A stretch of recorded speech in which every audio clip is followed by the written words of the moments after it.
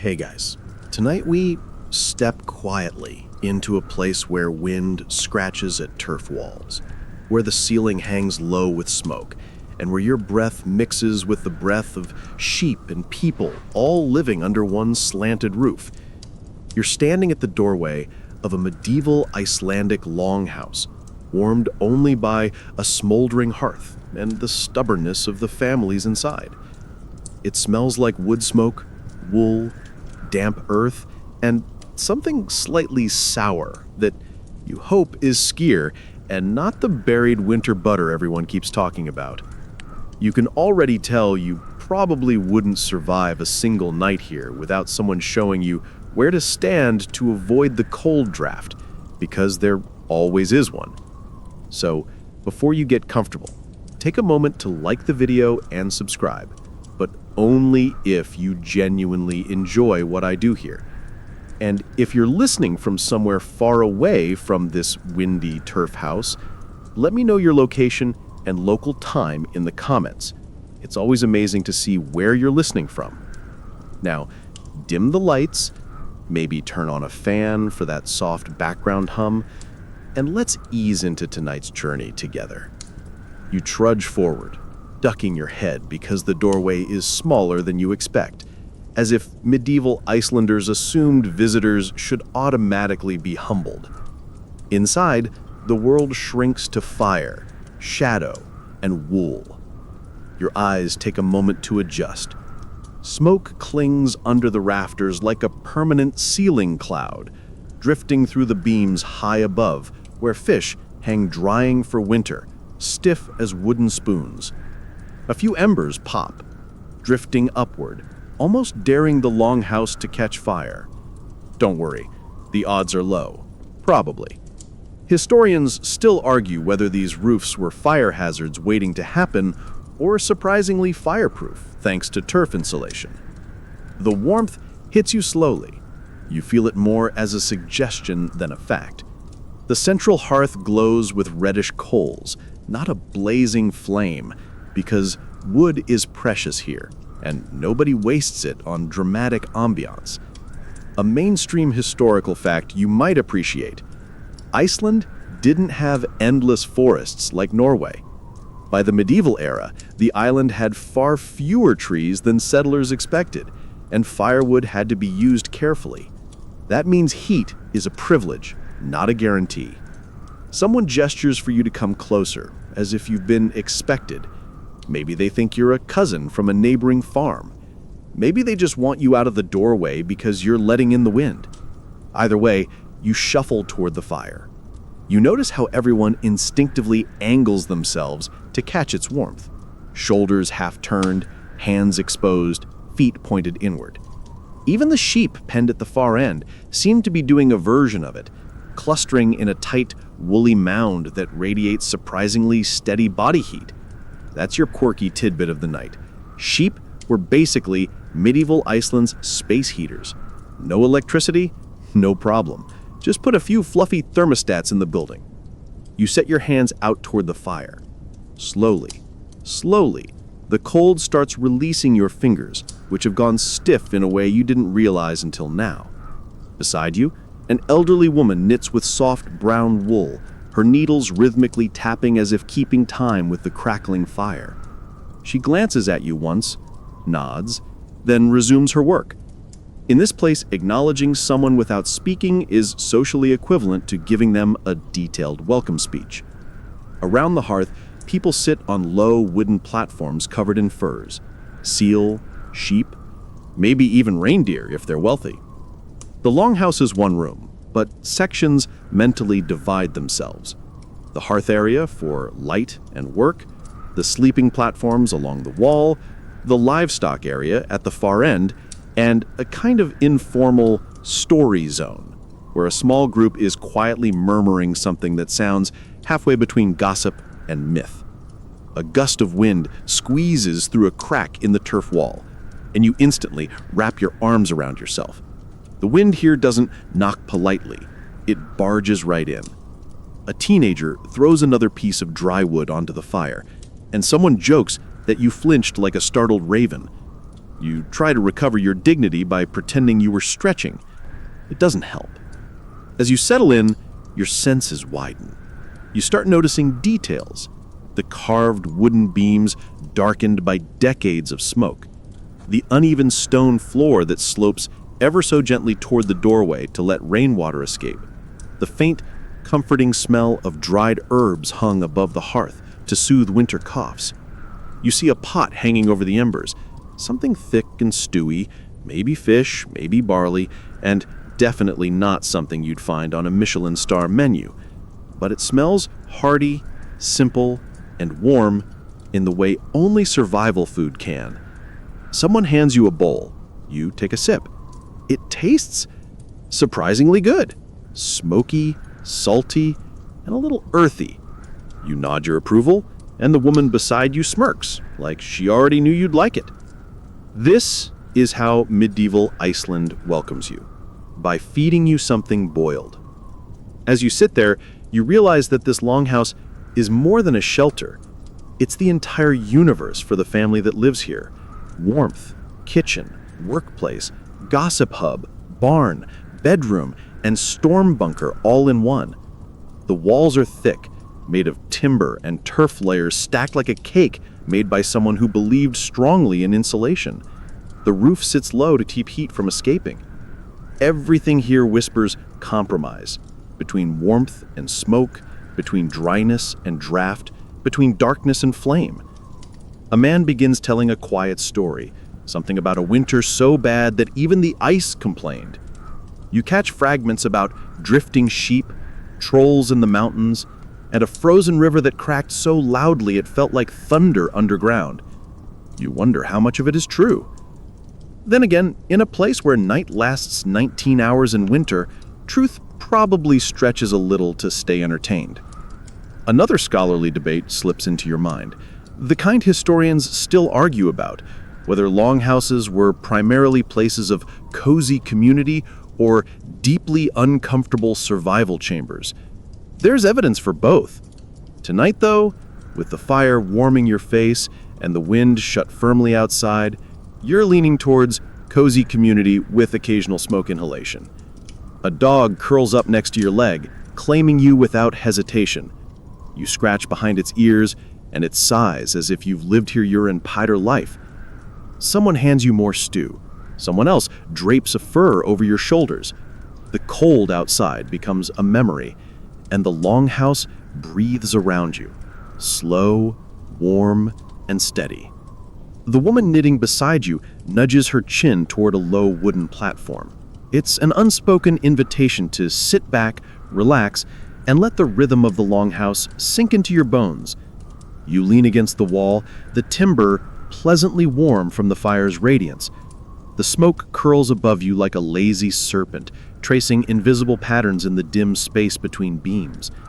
And as you settle deeper, the longhouse embraces you in its ancient way, softly, wordlessly, patiently, teaching you that warmth shared is warmer, and darkness shared is never dark. You ease further into the warmth of the longhouse as the fire settles, crackling softly like it's stretching after a long day. The embers shift from orange to a deeper red, glowing like small sleeping suns. You rub your hands together, still thawing from the Icelandic wind, and notice how the hearth behaves like the true heart of the home, steady, stubborn, and always half awake. The family treats it with a kind of practical reverence, tending it the way you might tend a pet or a houseplant that judges you. The hearth, you realize, never actually goes out.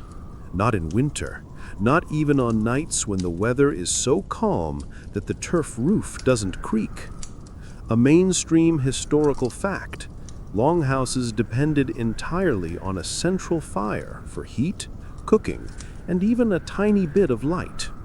If it died, relighting it meant using flint and tinder in a room already cold enough to make your teeth volunteer for early retirement. A woman with soot-stained fingers pokes the coals with a long iron rod, murmuring that the fire sleeps, but it must not die. You're pretty sure she's talking about the hearth and not you, but after one night here, you wouldn't put it past them to give you mystical motivational speeches when you look too relaxed. Above the flames, a blackened pot sways gently from an iron hook. Whatever is inside smells like the culinary equivalent of a thick sweater, warm, simple, comforting, and definitely containing fish.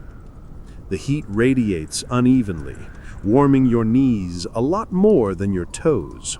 You wiggle them inside your boots. They wiggle back, unimpressed. A small child plops down beside you, clutching a wooden spoon.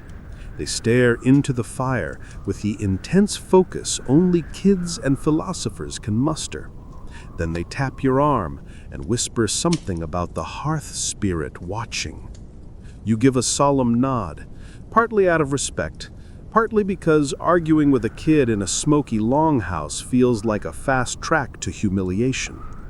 A fringe historical tidbit: many medieval Icelanders believed household spirits lived within the embers, keeping watch over families through storms and long, endless nights. Whether this was superstition or early psychological coping strategy is something historians still argue about. The child points upward toward the rafters. Now that your eyes have adjusted, you notice the smoke weaving patterns overhead. It collects around the beams like lazy clouds, drifting toward an opening in the roof that functions as a chimney. But chimney is putting it generously. It's more like a hole in the roof that occasionally remembers its job. When the wind blows from the wrong direction, the smoke sighs and settles back down around your shoulders. You cough politely, the way one coughs when you're too socially anxious to cough loudly.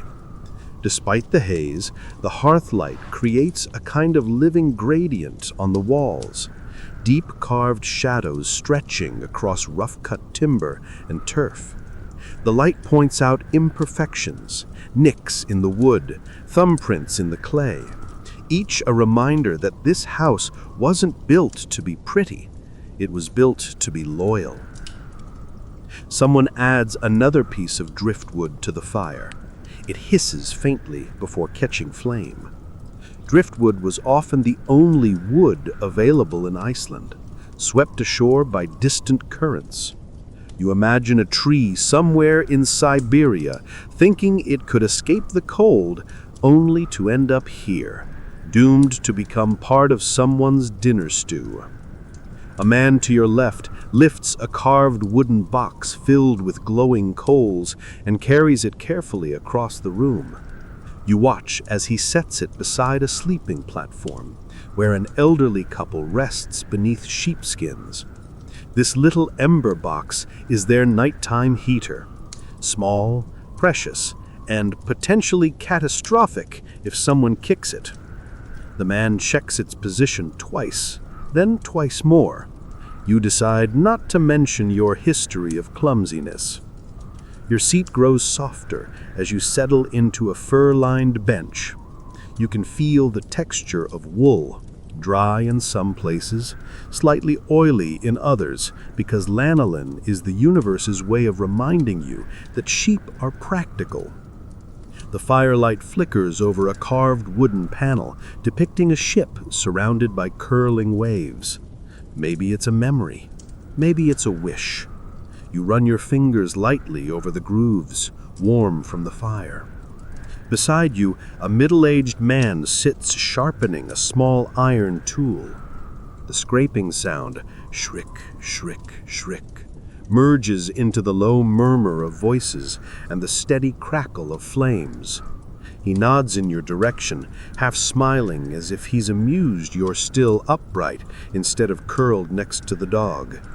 He says, "The hearth keeps us alive, but it also eats our sleep." And judging by the constant tending, he's not wrong. A gust of wind rattles the turf above your head, and a sprinkling of dried grass falls like confetti. Nobody reacts. This is normal. Icelandic homes are basically sturdy earth burritos stuffed with people, sheep, and dreams of warmth. The wind can huff and puff all it wants. These walls aren't going anywhere. You watch as a woman lifts a flat stone from the hearth's edge and turns it over. The underside is warm and dry, perfect for placing beneath damp boots to dry them by morning. She arranges several around the fire, each carefully spaced like a domestic solar system. It's one of those tiny methods of medieval living that feels so smart, you wonder why modern houses don't all have warm stone boot zones. Probably because the smoke alarms would riot. Your fingers finally stop tingling from the cold, and you exhale a long breath you didn't realize you were holding. The fire pops, sending a small spark drifting upward. It lands harmlessly on a patch of damp turf. Someone chuckles, muttering that the roof eats sparks. You find yourself grateful for that. The hearth doesn't just warm the room, it centers it. Every conversation, every movement, every chore flows outward from this glowing center like spokes on a wheel. You can feel yourself being drawn into its rhythm.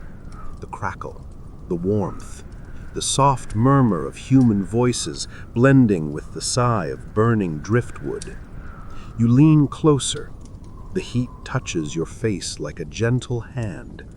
And somewhere deep inside the fire, beneath the embers and ash, you begin to understand why Icelanders treated the hearth with the same seriousness you treat your phone battery. Because here, warmth isn't just comfort, it's survival wrapped in orange light. You stretch your fingers toward the fire one last time before shifting slightly on the fur-covered bench. Your boots have thawed, your cheeks are warm, and for the first time tonight, you realize you're no longer shivering. That's a dangerous level of comfort in a medieval Icelandic longhouse, because now the family assumes you're useful, and nothing activates medieval hospitality faster than spotting someone with functional limbs. A woman approaches you with a basket overflowing with wool, soft, freshly cleaned, and smelling faintly of lanolin and wind. She places it beside you with a gentle thump. The message is clear. Welcome to the endless cycle of wool. You've entered the world of spinning, carding, weaving, and mending, the backbone of Iceland's daily life. And once wool has chosen you, there is no escape. At least, not until spring. A mainstream historical fact. Medieval Iceland's economy revolved around wool. It clothed families, padded boots, made blankets, stuffed bedding, and even served as a form of tax payment in some regions. If you didn't work with wool, someone probably assumed you were ill, cursed, or visiting from another dimension.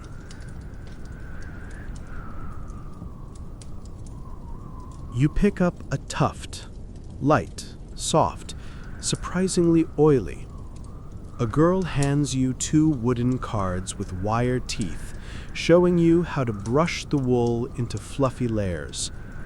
You mimic her movements, and to your relief, she nods approvingly. You're not great, but you're also not terrible. A rare win. The longhouse hums with quiet labor.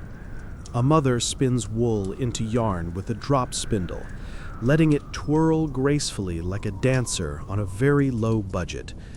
Another woman weaves on a vertical loom near the wall, passing the shuttle back and forth in a rhythm as steady as the hearth's crackling. Her loom creaks softly, sounding almost alive, like it's been doing this for generations, which, honestly, it probably has. Icelanders pass down looms the way modern families pass down debts and casserole dishes.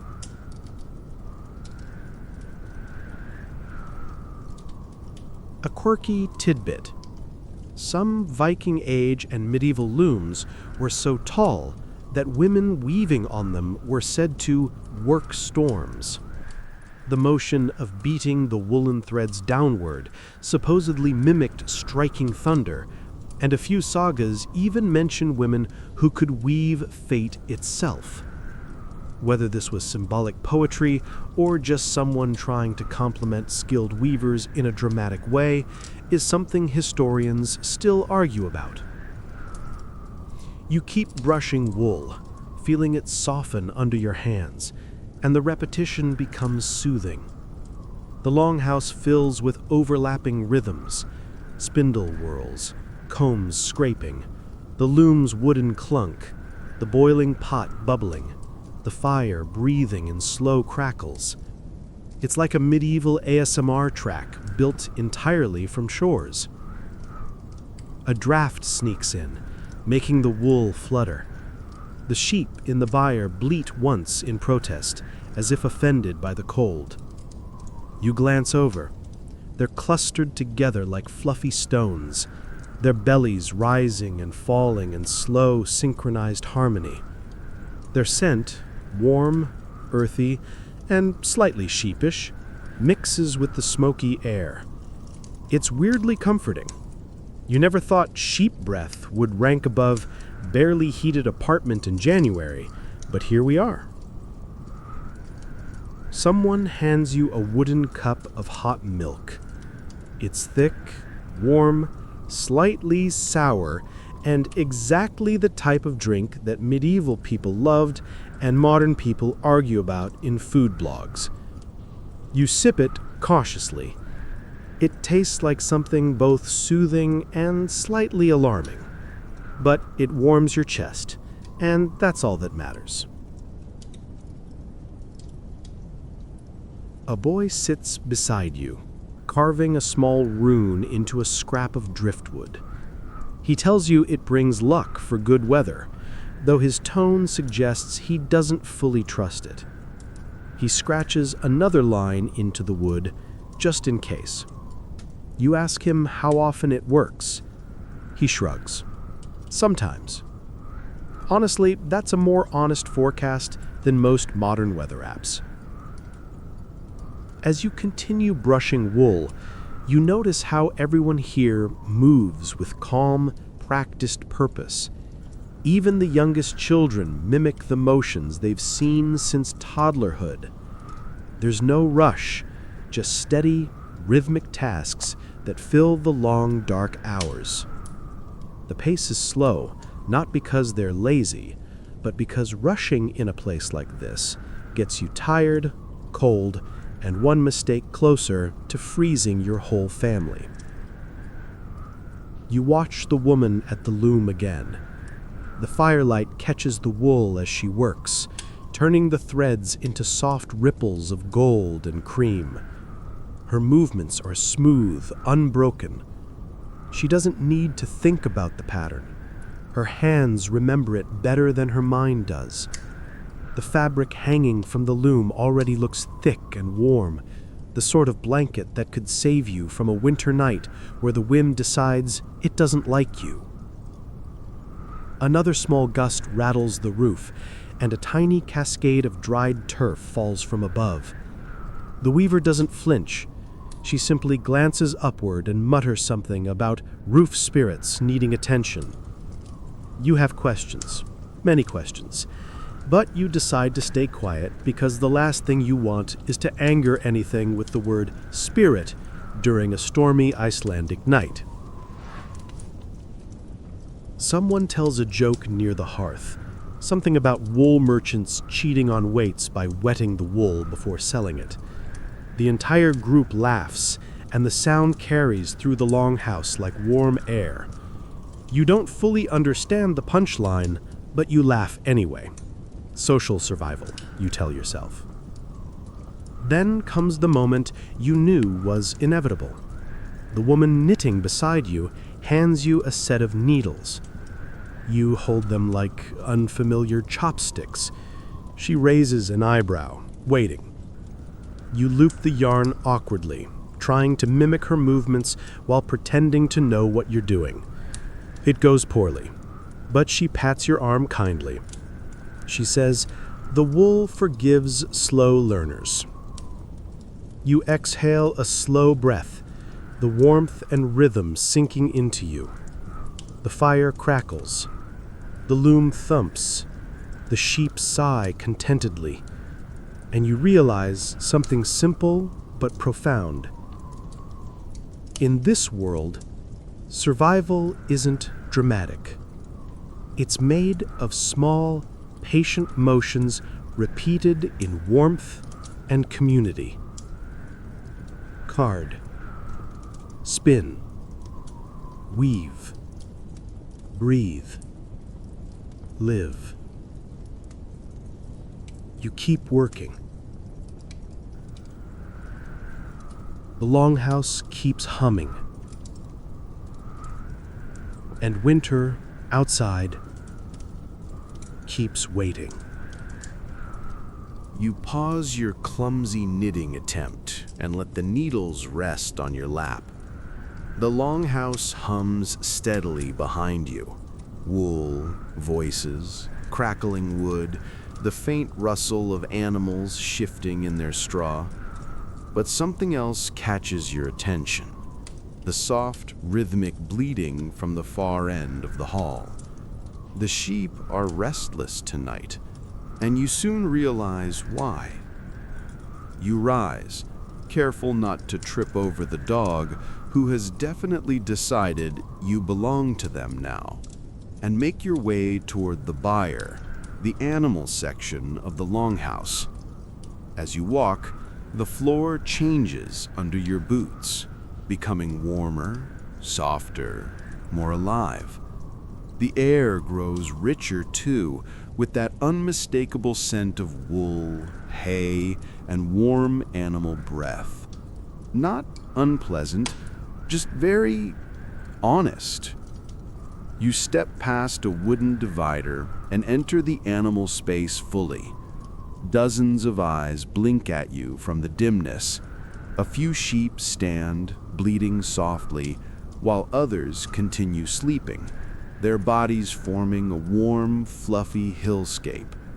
A quirky but very real historical detail.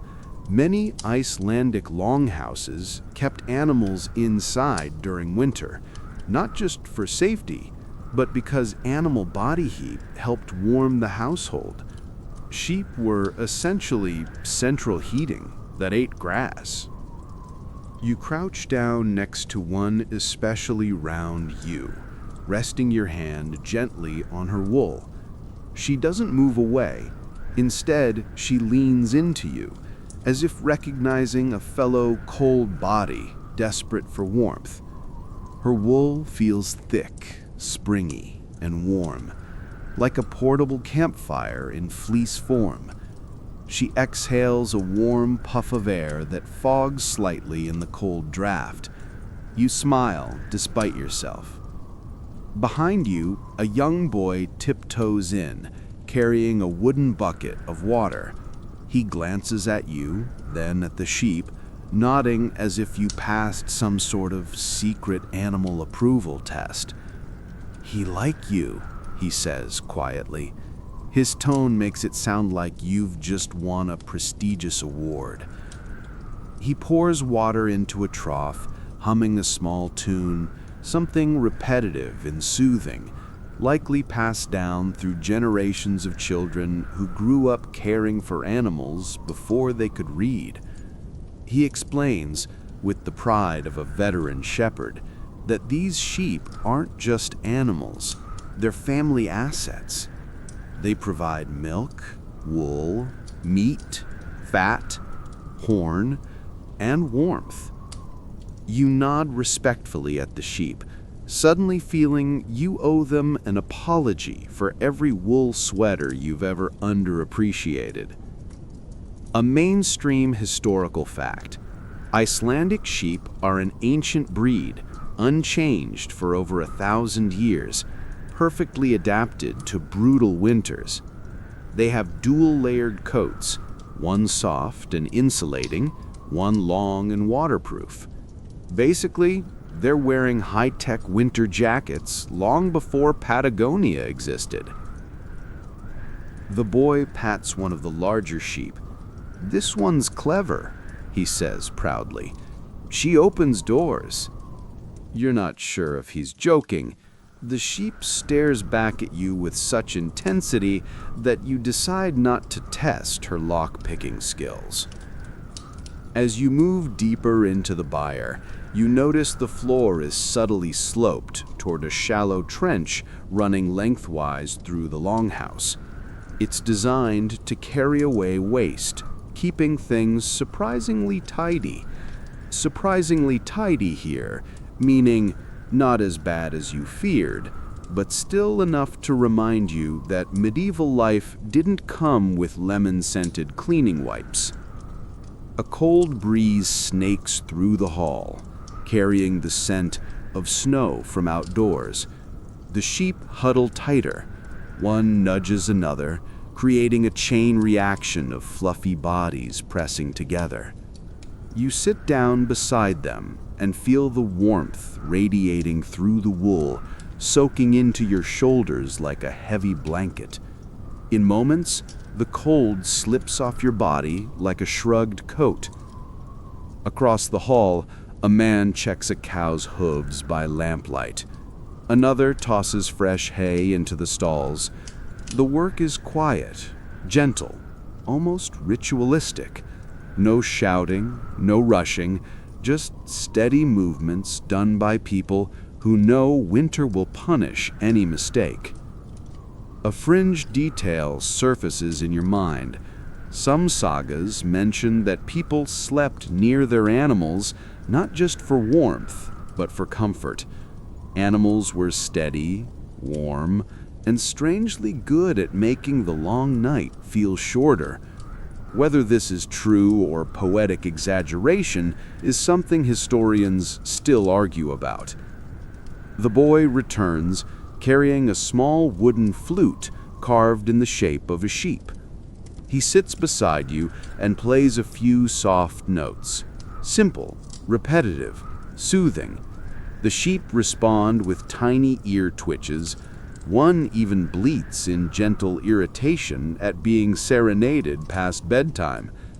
Without meaning to, you laugh, a quiet sound swallowed immediately by the wool-lined darkness. Wind brushes the turf walls again, harder this time. You hear a faint hiss as snow drifts against the outer stones. The longhouse doesn't budge. It simply settles more firmly into the earth, as if reminding the storm that it has weathered much worse. You rest your head back against the wooden divider. The warmth from the animals radiates into your bones. Your eyelids grow heavier. The sheep breathe in slow harmony, an accidental lullaby. One sheep nudges your knee. You swear she's telling you not to fall asleep here unless you want the whole farm judging you in the morning. Fair enough. You stand, give her one final pat, and step back toward the hearth. The air shifts again, less earthy, more smoky, rich with stew and fire. As you re-enter the main hall, a woman smiles knowingly, as if she'd predicted you'd fall under the spell of the sheep. You settle by the fire once more. Your clothes are warmer. Your body is looser. Your heartbeat matches the rhythm of animals breathing in the dark. And now, for the first time, you truly understand why the longhouse feels alive. Because half of it literally is. You settle again by the fire, letting the warmth seep into your legs after your expedition among the sheep.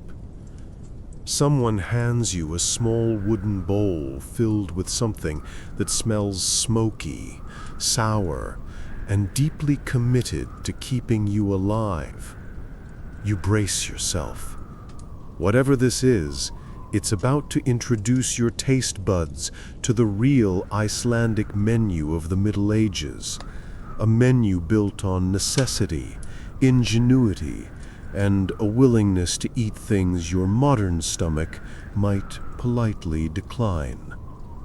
The woman who cooked it gives you a look that is half encouragement, half scientific observation. You take a cautious sip. The flavor hits you like a gentle slap. Salty, dried fish, softened in broth, a bit of barley, maybe a sliver of onion, a luxury, and something tangy, skyr, Iceland's ancient yogurt, stirred in to thicken the stew. A mainstream historical fact: medieval Icelanders lived off preserved fish, whey, butter, dairy, and the occasional lamb or seabird. Fresh vegetables? Almost non-existent in winter. Fruit? Only in dreams. Spices? Rare, expensive, and stored like treasure. In other words, this stew is both dinner and destiny. As you eat, you notice how everyone instinctively forms a ring around the hearth. The Longhouse is warmest here, and the food tastes richer when your toes aren't freezing into decorative icicles.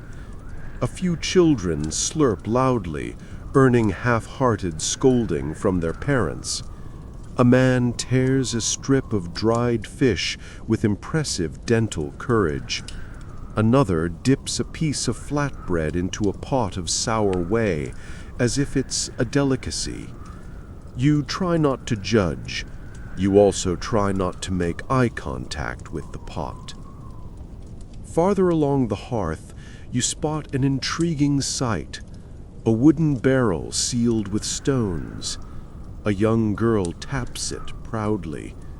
"Winter butter," she says, "the good kind." You've read enough weird medieval recipes to know the good kind might be a threat. She lifts the lid. The smell is bold, assertive. It announces itself like a warrior entering a feast hall.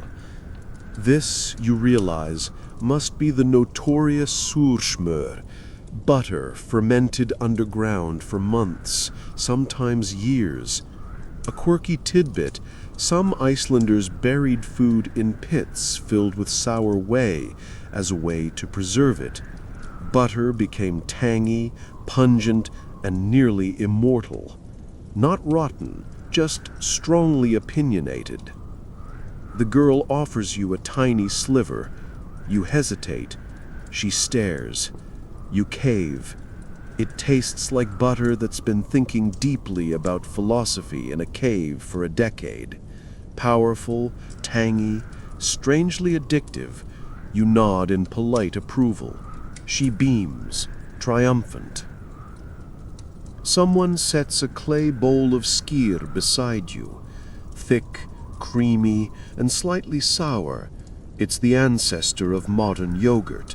You take a spoonful, and suddenly everything makes sense. The long nights, the wool, the animal heat. This skyr tastes like survival itself, disguised as dessert. Except it's not sweet at all, but it's good in its own way. You hear a quiet chuckle beside you.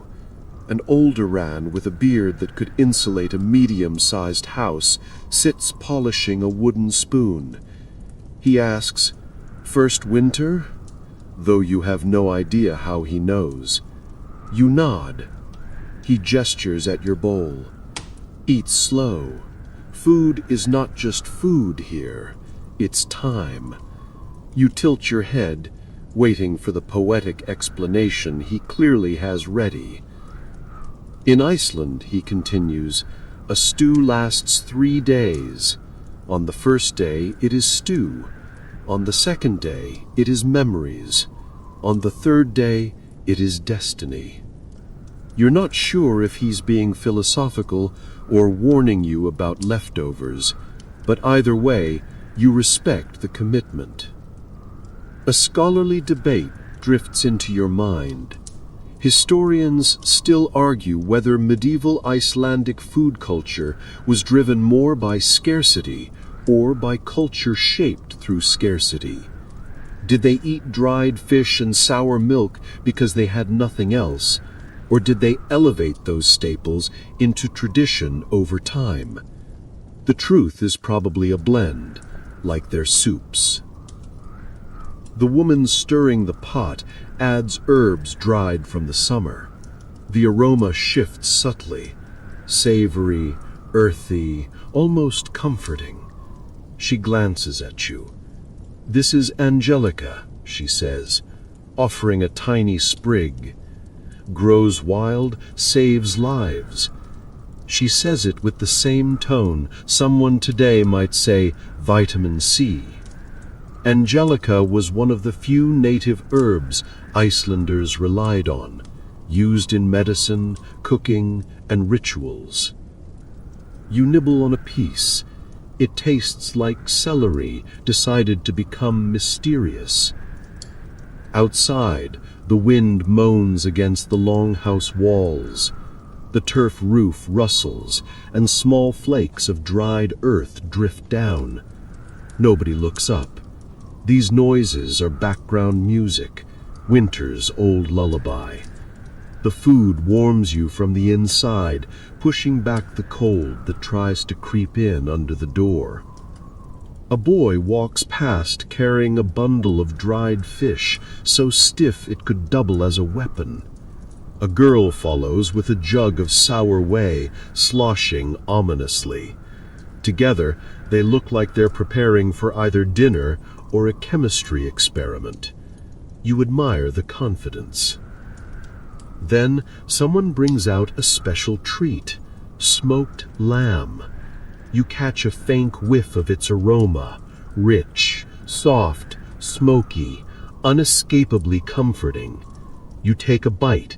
It melts in your mouth, reminding you that Icelanders, despite limited resources, mastered the art of turning scarcity into flavor.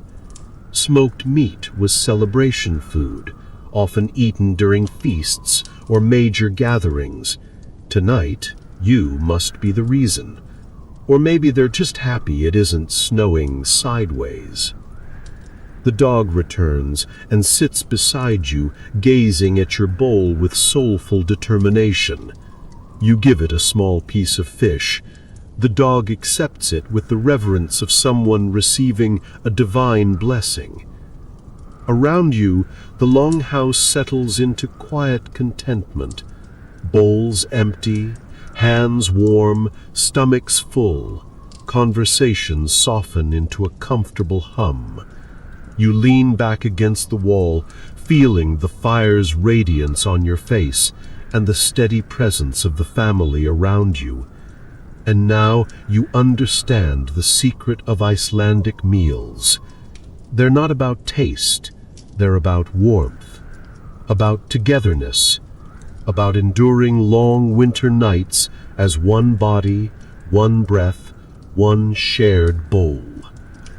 You take another sip of stew, feeling the heat travel through you like a match struck in the dark. Outside, winter prowls.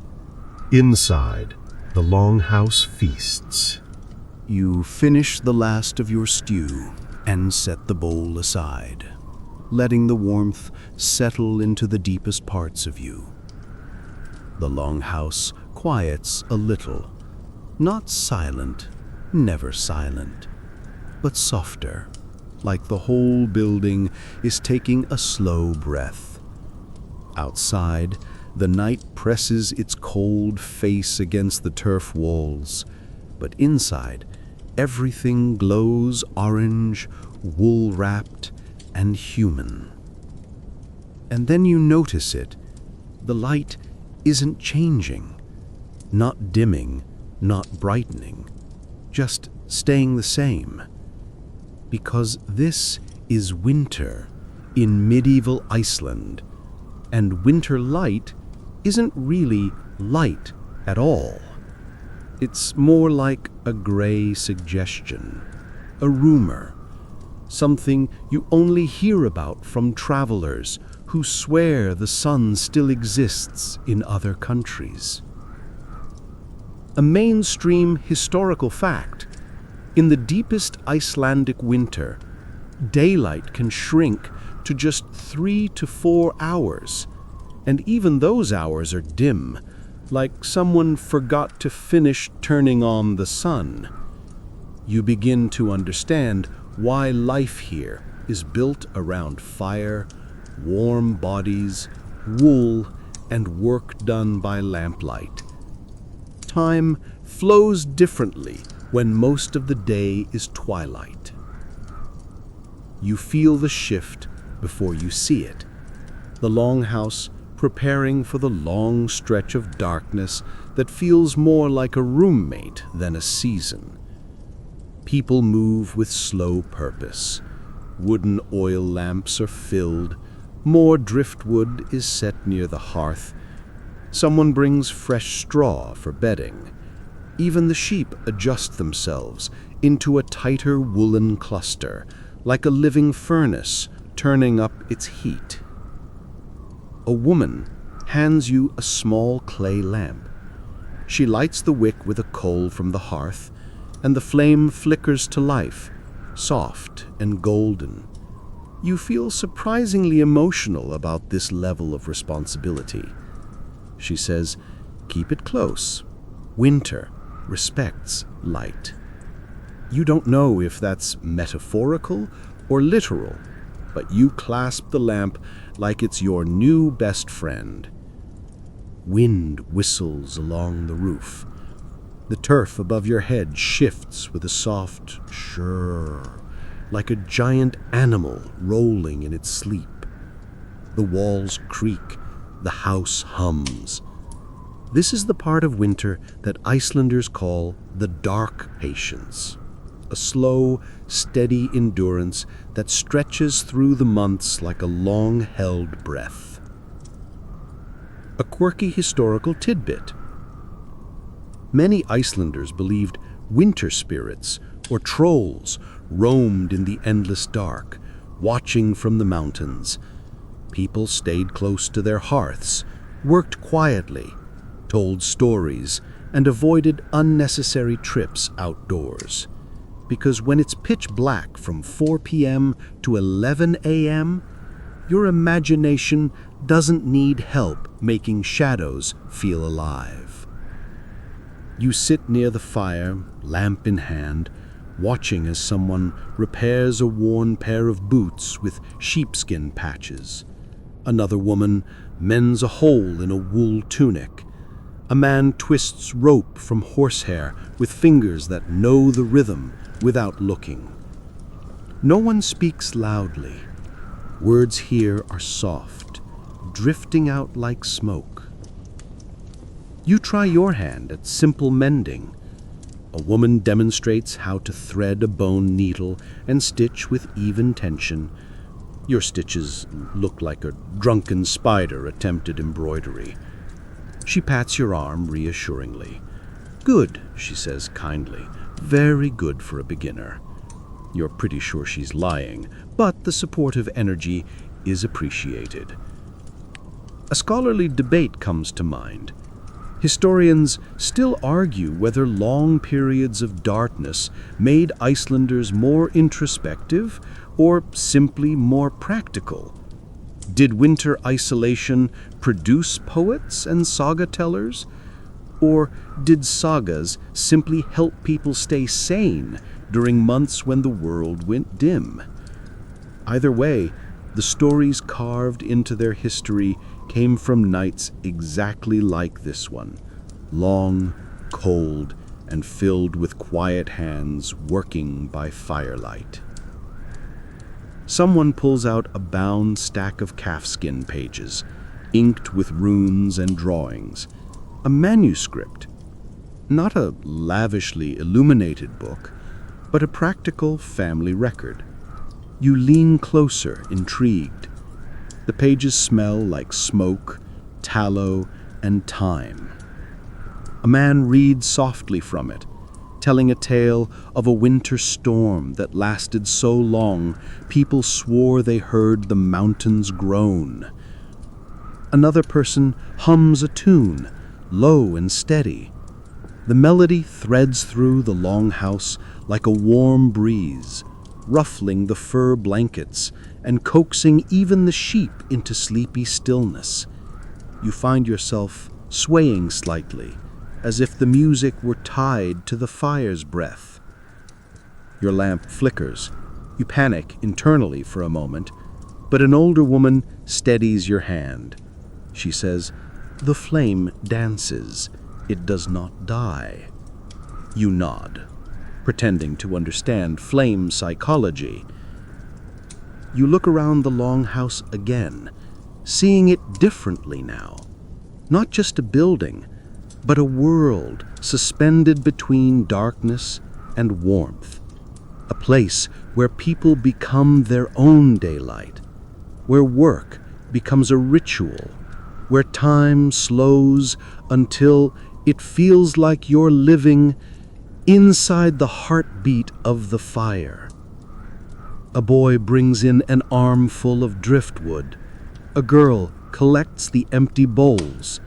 The dog curls beside your feet. The sheep shift in their pen with sleepy grumbles, and the night grows deeper, thicker, more absolute outside the walls. You realize something simple and profound. Winter here isn't an enemy. It's a presence, a teacher, a quiet patience that asks you to slow down, breathe deeper, and find warmth not in sunshine, but in each other. You pull the fur around your shoulders. Your lamp settles into a calm, steady glow, and the longhouse continues its slow, ancient rhythm, working, breathing, waiting through a night that has no hurry to end. You shift a little closer to the hearth, letting the lamp rest beside you as its small flame settles into a steady, comma-shaped glow. The warmth, the wool, the hum of quiet work. Everything in the longhouse feels like it's slowly exhaling. And that's when you notice the children. Not the loud, chaotic, sprinting everywhere children you know from modern life. These children move with the quiet purpose of people who grew up in a world where adults need calm, tools are sharp, and the fire is both friend and danger. Even their mischief has a softness to it, whispered, sneaky, almost cozy. A boy sits cross-legged near the wall, carving shapes into a plank of driftwood. Not symbols, not yet, but practice lines. His tongue sticks out slightly in concentration. He glances up when he sees you watching, then proudly lifts the wood to show you an uneven but earnest row of marks. "My first runes," he says. His smile is wide, gap-toothed, and contagious. A mainstream historical fact. Icelandic children learned runes casually, passed down at home rather than in formal schools. Runes carved on driftwood or bones or scraps of wood were their alphabet primers, their doodle notebooks, their secret code practice. Literacy in Iceland was surprisingly widespread, especially by the late medieval period. Even farmers and shepherds knew enough to read sagas and carve their names. The boy offers you his knife, wooden-handled, small, but sharp enough to make you reconsider every decision that led you to this moment. You politely decline, which earns him a shrug. He goes back to carving, master of his tiny universe. Nearby, Two girls are whispering over a wooden board covered in blackened soot and chalk.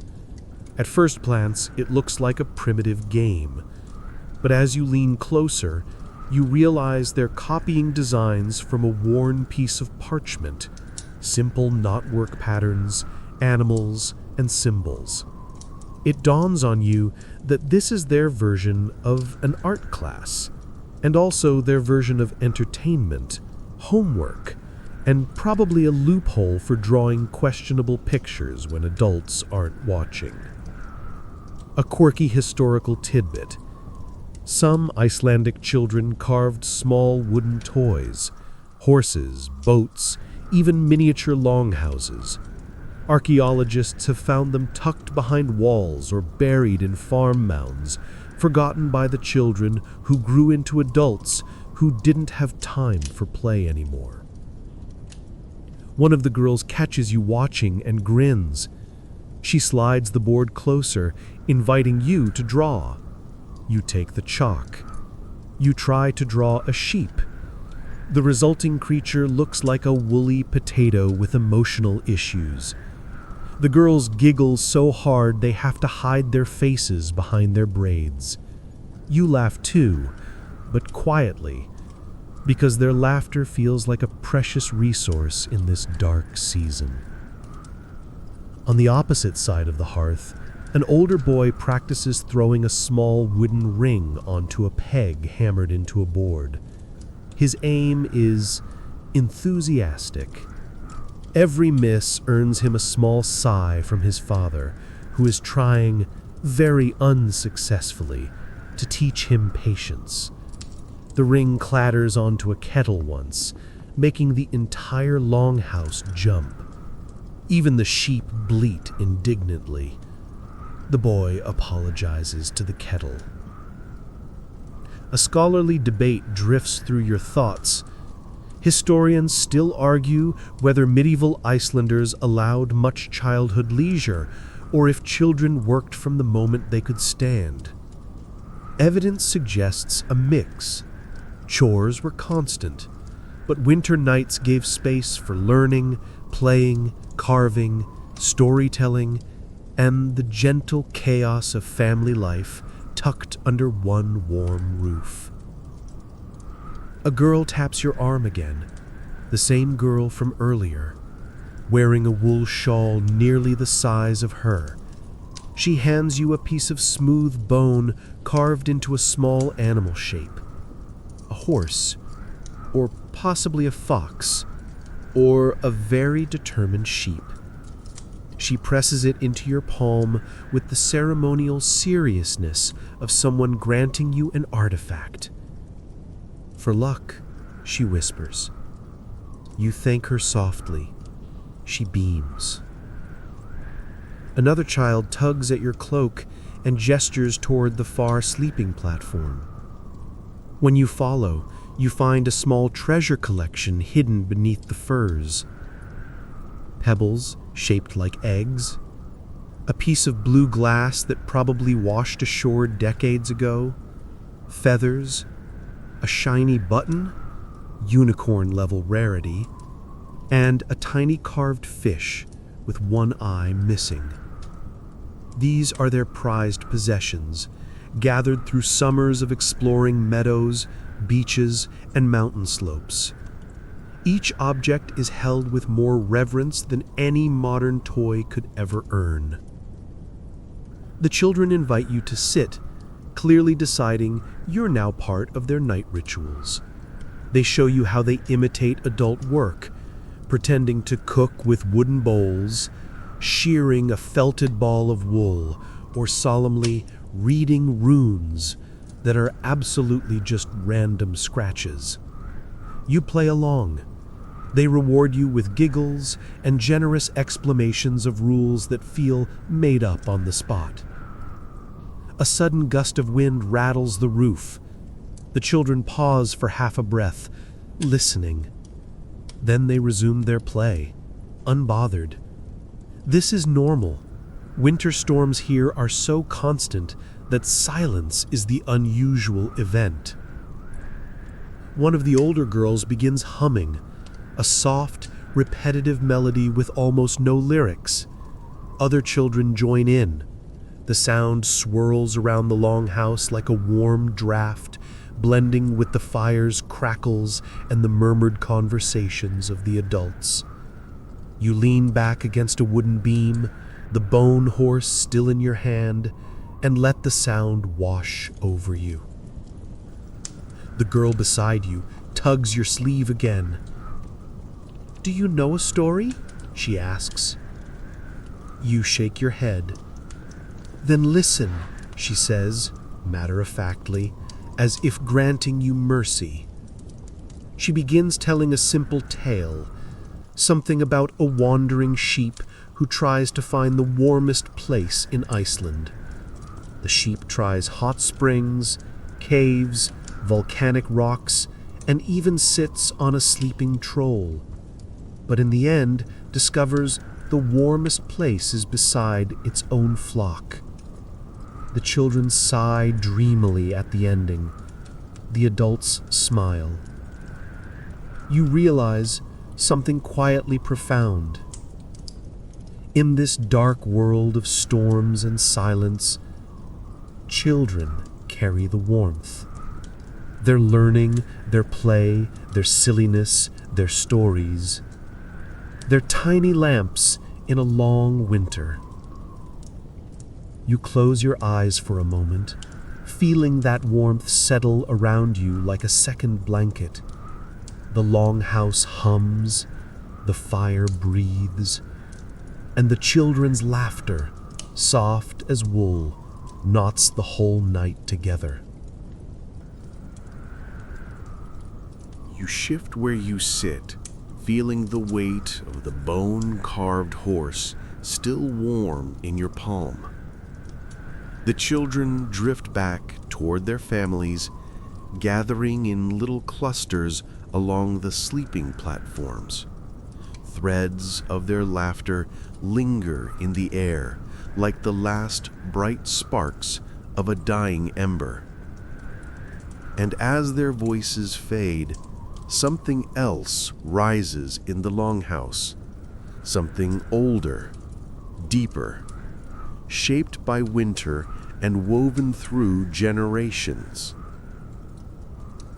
Music.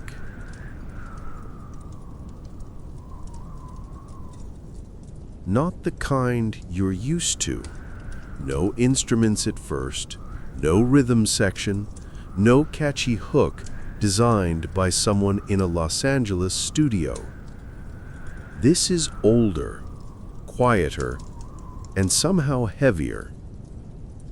It begins with one voice, a low, steady hum from an elderly woman near the hearth. Her voice vibrates like a cello string brushed by the wind. Then another voice joins in. Then another.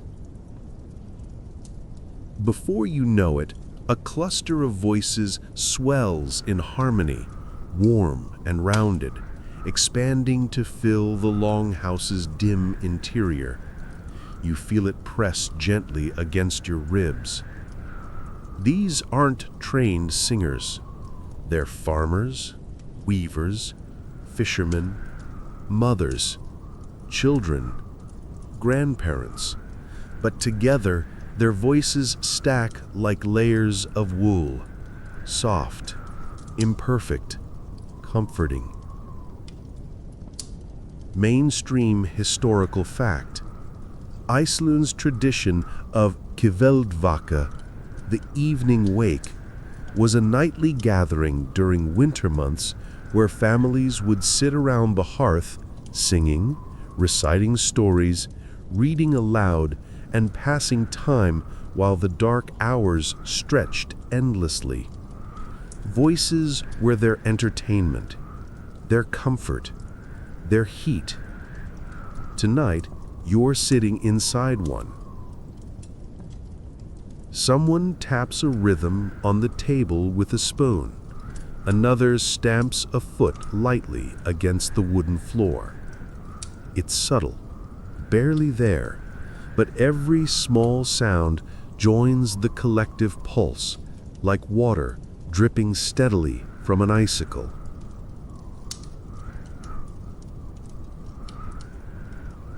You close your eyes for a moment, letting the sound wrap around your mind like a thick wool shawl. Then a new sound slips into the mix.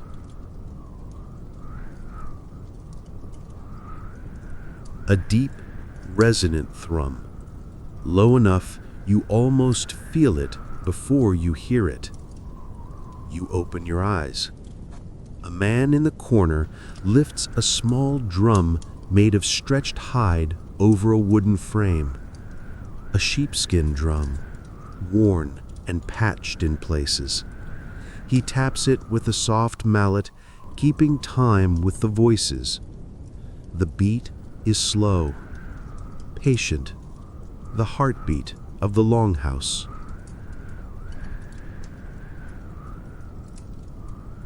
A quirky historical tidbit. Though the famous Sami frame drums came from Scandinavia, Icelanders also used simple rhythmic tools, bones, spoons, clapping, foot stomping, to accompany stories and songs. They didn't need refined instruments. Winter made every surface musical if you struck it with enough feeling.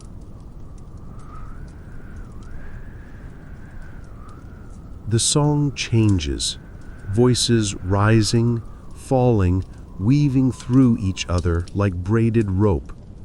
The words are simple, repetitive, something about mountains that breathe snow and seas that never sleep. You can't understand the language fully, but the feeling is unmistakable. Longing, endurance, softness, spirit.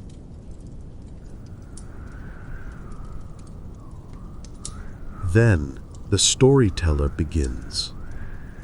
No loud announcement, no once upon a time. Just a slow, subtle shift. The drum quiets. The singing fades to a gentle hum, and the old man closest to the hearth leans forward, holding the firelight in his eyes. When he speaks, it's barely above a whisper, yet somehow every ear in the Longhouse tunes in as if pulled by a thread. In the olden days, storms had names, he says. You sit up straighter, intrigued. He talks about a winter so fierce that the wind scraped the mountains bare, a storm called Helga of the Howling, who roamed the valleys at night, searching for warm roofs to challenge. People would hear her pounding against their walls, demanding entry. If the walls held, the family inside was blessed. If they didn't, well, the storyteller drifts past that part gracefully, because this is still PG-13 content, and also because the children have crept closer, wide-eyed. The room leans into the tale. You feel it in the air, the shift from casual evening chatter to collective imagination. Every face glows orange in the firelight, eyes reflecting flames as if each listener is soaking in the warmth of the story. A scholarly debate nudges your mind. Historians still argue whether Iceland's storm legends were literal beliefs or symbolic storytelling used to teach children winter safety. Were spirits real dangers or metaphors for avalanches, frostbite, getting lost in snow? The line between myth and practical survival was thin here. Sometimes stories protected you better than wool.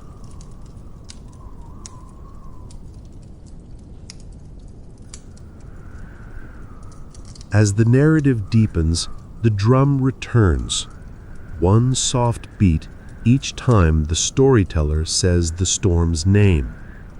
The children huddle closer. Adults trade small smiles. Even the sheep shift quietly, as if listening. You notice the Longhouse reacting to the story physically. The fire crackles louder, as if participating. The rafters creak like distant thunder. The turf roof whispers with the wind. You're surrounded by sound, human voices, ancient rhythms, winter's breath pressing against the walls. And in these layered noises, you begin to hear something else. Connection. This is how Icelanders survived endless nights, by creating warmth through stories, by filling darkness with voices, by turning fear into folklore, and folklore into comfort.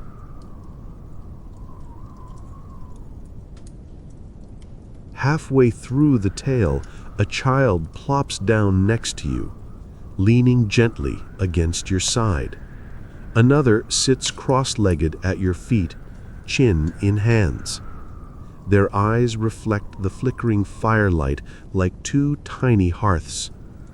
The storyteller speaks about a farmer who tricked a mountain spirit using only a humble sheep's bell. The children gasp. The adults grin. The drum taps once, twice, like footsteps in the snow.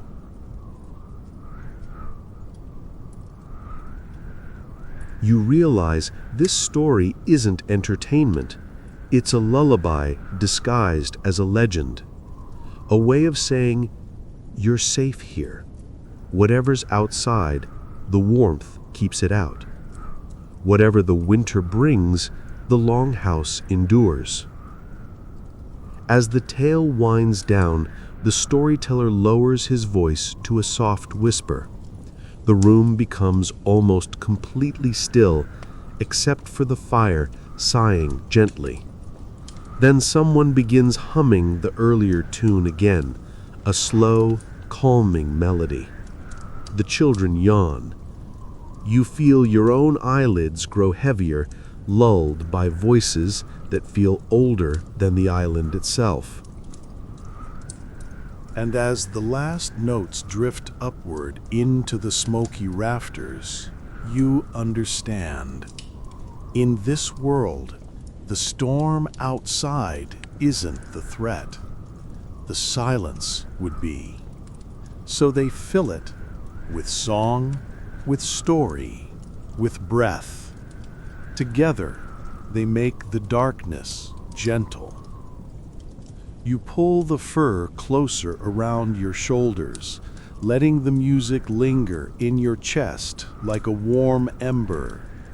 The Longhouse breathes, the night deepens, and the wind outside seems farther away than ever before. The Longhouse settles into a peaceful hush after the story ends. The kind of quiet that doesn't feel empty, more like a blanket laid gently over the room. The fire burns low, embers pulsing faintly, as if dreaming. You shift your weight, preparing to let your mind drift with the warmth, when the wooden door creaks. Everyone looks up. The door pushes open against the wind, and a blast of cold air swirls inside, carrying flecks of snow and the smell of the night. A tall figure steps through, wrapped in a heavy cloak stiff with frost. His beard is dusted white, his boots caked in ice. He slams the door shut behind him and exhales a long, exhausted breath. A visitor. Immediately, the Longhouse brightens, not in light, but in mood. Visitors in winter are events, disruptions, bearers of news, stories, warnings, and sometimes gossip fresh enough to steam in the cold air. He shakes the snow from his cloak, sending a tiny flurry across the floor. The sheep bleat disapprovingly. The dog bounds over and sniffs him like a customs officer with very low standards. The man laughs softly, scratching the dog's ears before stepping toward the hearth. A woman hands him a steaming bowl without a word. He accepts it like a lifeline, kneels near the fire, and lets the heat thaw the ice from his bones. You watch frost melt from his beard, dripping quietly onto the stone floor. Someone asks, "How far?" He gives a small nod, holding up 3 fingers. 3 farms away. A mainstream historical fact. Icelandic farms in the medieval period were scattered across vast stretches of land, often separated by icy rivers, lava fields, or mountains. Traveling even a short distance in winter was dangerous. A neighbor arriving through snow and wind wasn't casual, it was courageous. He begins speaking between sips of stew. His voice is low, steady, but his words carry a subtle urgency. He brings news of drifting sheep found near a frozen creek, a storm that tore shingles from a roof at the next farm, and a cow lost in the night but miraculously recovered. The family listens intently. Winter news is survival news. But then he lowers his voice further, because now comes the good stuff. Rumors. You lean in, not trying to look too eager.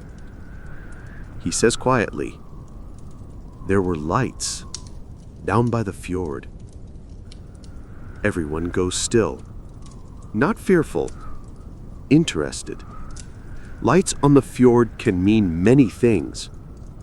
Traders returning earlier than expected, a stray boat seeking shelter, fishermen testing their luck, or, if you let your imagination wander, travelers from lands so distant they might as well be dreams. A quirky historical tidbit. Medieval Icelanders sometimes mistook drifting icebergs or glowing plankton for supernatural lights, believing spirits or sea beings moved across the water at night. Whether these were misinterpretations or deliberate dramatic flair is something historians still argue about. The visitor continues. "It looked like lanterns," he says quietly. "Faint, but moving." The longhouse hums with interest. Lanterns usually mean ships. Ships mean people. People mean stories, goods, news, or, at the very least, weather predictions that are 50% correct and 50% hopeful lies. An older man strokes his beard. "Could be Greenlanders," he murmurs, "or Norse traders." A woman counters gently, "Or just moonlight on the waves." There's a hint of amusement in her voice, as if she's used to dramatic storytelling caused by frozen eyebrows and wishful thinking. The visitor shrugs. Perhaps, but the lights moved against the wind. A soft circles the room. Icelanders trust the wind more than they trust other humans. Anything moving against it becomes instantly suspicious or interesting. A young boy whispers, "Maybe it's the spirits." His mother pats his head, half agreeing, half using the opportunity to plant a seed of nighttime caution. The visitor sets down his empty bowl. Someone hands him a cup of skyr. He sips it gratefully. His shoulders relax as warmth seeps through him. He glances around the room, meeting each pair of eyes in turn, then smiles. "Don't worry," he says. The sheep were recovered, the storm passed, and whatever the lights were, they stayed far from shore. That last part sounds reassuring, though you're not convinced he fully believes it. A soft discussion begins. weather predictions, farm concerns, possible travelers, and whose sheep might have wandered off again. The tone is warm, familial, and slightly teasing. Visitors bring not only information, but relief from the monotony of darkness. A new presence shifts the air. A new voice thickens the sense of community. The visitor removes his gloves. His fingers are red, stiff, but he rubs them together with disciplined calm. He glances at you with curiosity, just a quick assessing look, like he's trying to figure out who you are and why you look like someone experiencing firelight for the first time. He nods politely. You nod back. Congratulations, you're now acquaintances by medieval standards. Someone calls for him to join them at the sleeping platforms later, once he's warmed enough. It's common here. Travelers shared beds, furs, space, and dreams. Not because of intimacy, but because warmth was a collective necessity. He smiles gratefully. He says, "After my bones, remember what warmth feels like." The dog curls beside him, giving permission. You lean back, absorbing the subtle excitement his arrival has brought. Visitors are the medieval equivalent of unexpected notifications, except warmer and far more likely to bring dried fish. The longhouse shifts again, adjusting to the presence of one more voice, one more story, one more human breathing into the darkness. And you understand something new. In a world this cold, every knock on the door is both a question and a blessing. You watch the visitor thaw beside the fire. You listen to the murmurs around him. And the longhouse once again feels just a little larger.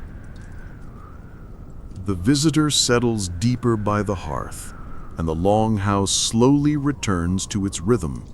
Quiet murmurs, shuffling wool, crackling embers. But behind the main hall, just beyond a row of wooden posts, you hear something else. A soft snort, the shuffle of hooves, and a slow, sleepy sigh heavy enough to vibrate the floorboards beneath your boots. Tonight, curiosity outweighs warmth. You ease yourself up, careful not to disturb the lamp or startle the dog, who has, once again, adopted you. Moving toward the far end of the longhouse, you feel the temperature shift. The air grows denser, warmer, thicker, with the layered scent of straw, leather, and warm bodies. The fire's glow fades behind you, replaced by a dim golden haze cast from small oil lamps hung along the posts. You've entered the animal buyer's deeper chamber. Unlike the sheep, who cluster like gossiping clouds, this part of the longhouse houses the more prestigious residents: cows, the family horse, sometimes goats, sometimes even a calf or two if the winter is harsh. Icelandic longhouses often split their interior into sections, one for humans, one for animals, with only a partial divider between them. The heat from livestock was essential for surviving long winters. In return, the animals had shelter, safety, and nightly care. You step closer to a cow who lifts her head and looks at you with the patient, unimpressed expression that cows seem genetically programmed to master. Her breath puffs out in warm clouds. She blinks slowly, deciding you're harmless, and lowers her head back into the hay. Her body radiates heat like a living furnace. The straw beneath her is warm, dry, and thick enough that your boots sink in with each step. You crouch and let your hand hover over her side. Even without touching her, you feel the warmth. No wonder the Longhouse stays livable with animals inside. It's like having central heating powered by stubborn four-legged radiators. Then you hear it. A deep, gentle woof from the shadows. You turn and find the horse. Not a grand, heroic war horse, not some mythical steed, just a sturdy Icelandic horse. Compact, strong, shaggy, and layered with enough winter coat to survive a blizzard while judging your life choices. The horse eyes you. You eye the horse. You both acknowledge each other's existence, like two creatures too tired to pretend surprise. A quirky historical tidbit. Icelandic horses are one of the purest horse breeds in the world. Once a horse left Iceland, it was forbidden to return. The breed stayed pure for over 1,000 years, no new bloodlines allowed. Icelanders trusted their little mighty horses like family. The horse steps closer, sniffing your sleeve, deciding whether you're edible, friendly, or both. His breath is warm and soft against your arm. You reach out slowly. He reluctantly grants you the privilege of scratching his forehead. His eyelids droop. You won the night. A girl appears behind you, holding a small bundle of hay. "This is Elder," she whispers proudly. "He snores." You blink. She gestures. "Wait." You listen. There it is. A deep, rhythmic rumbling, the unmistakable sound of a snoring horse. You try not to laugh. You fail. The girl nods, pleased. "He snores when the weather is good. Grandfather says it means the sky spirits are asleep." She says this with absolute seriousness. Whether this is actual folklore or a grandfather trying to make snoring magical is something historians still argue about. You follow her deeper into the byre. A goat nudges your leg, demanding attention. A calf sleeps curled like a breathing loaf of bread. Somewhere in the shadows, a chicken rustles on a perch, not exactly common in all longhouses, but not unheard of. The animals shift in the dim light, the air thick with their warmth and the earthy perfume of straw and shelter. It's not unpleasant. In fact, the atmosphere is strangely comforting, like standing inside a heartbeat, slow, steady, alive. You sit down beside Elder the snoring horse, letting your back rest against a wooden post. The girl sits beside you, chewing on a strand of hay like it's the most natural thing in the world. She explains in a whisper how the animals behave at night. Cows hum in their sleep. Goats talk to themselves. Sheep occasionally scream for no reason. You file that under new nightmare fuel. And horses dream with their eyes half open. As if on cue, Elder twitches, nostrils fluttering. His eyes remain half-lidded, rolling gently like he's galloping through dream meadows. You resist the urge to ask for a dream reading interpretation. Wind rattles the roof again. Snow sweeps across the turf above your head. Outside is all storm and shadow. Inside is warm breath and slow steps. That contrast defines every night in a longhouse. Not war, not drama, just the constant negotiation between nature's cold and the household's warmth. The girl stands and strokes the cow nearest her. "She gives more milk in winter if we sing," she says. Her earnestness is unstoppable. You tilt your head. "Does it work?" She shrugs. "Sometimes." You realize that sometimes is the Icelandic equivalent of "don't question it." You linger a little longer, letting the animals' presence soften the edges of your mind. Their warmth is grounding, their breathing hypnotic. The quiet is not empty, it's full of life.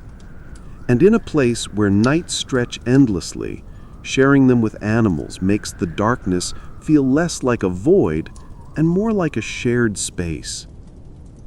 Finally, you rise. Your legs feel heavier, warmer, steadier. The longhouse feels different now. Bigger, softer, more alive. And as you walk back toward the hearth, Elder snorts one last sleepy farewell, as if acknowledging your visit.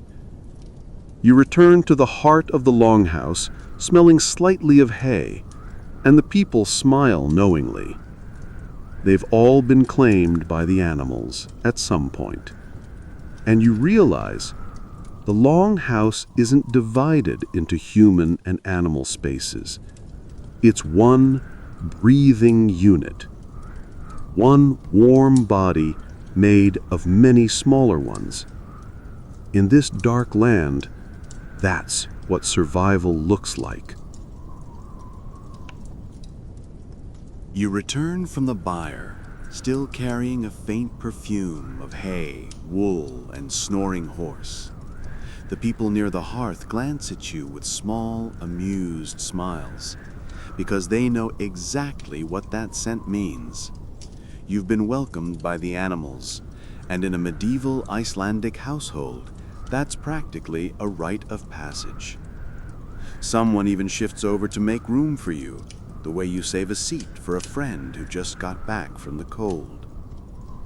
As you settle down, the longhouse adjusts around you once more. Someone places a wooden tray near the fire, laid out with tools that look simple but intentional. A short iron knife, a wooden mallet, a bone awl, a handful of nails, and something long and dark that might be a strip of whalebone. A man and woman claim the tray, rolling up their sleeves in identical synchronized motions. Work time. But not frantic work, just steady, meditative craft, the kind winter invites. A mainstream historical fact, Icelanders relied heavily on homemade tools crafted from driftwood, bone, iron, and even reworked scrap metal. Importing metal was expensive and unreliable, so people sharpened, reshaped, and reused everything. A broken axe wasn't thrown out. It was reincarnated as a chisel, a knife, or some farm implement whose name you won't pretend to know. You watch as the man lifts the iron tool, a small wedge with a chipped edge. He holds it close to the fire, inspecting it like a doctor diagnosing a patient. He nods once, satisfied, and begins sharpening it with long, deliberate strokes against a stone. Shirk, shirk, shirk. The sound blends with the crackle of the hearth. It's oddly soothing. Beside him, the woman straightens a bundle of thin wooden slats, pieces meant for repairing a frame. She sunks the driest ones briefly in warm water to make them pliable, her movements practiced and sure. She ties them with sheep sinew, pulling each knot with a strength that surprises you. These tools aren't for display, they're for survival. A quirky historical tidbit. Medieval Icelanders made tools from whatever washed ashore. Whale bones became sled runners, sheep bones became needles, driftwood became beams, and iron rivets scavenged from shipwrecks might become hinges or fishhooks. Iceland was an early pioneer in the zero-waste lifestyle, except they didn't get to brag about it on social media.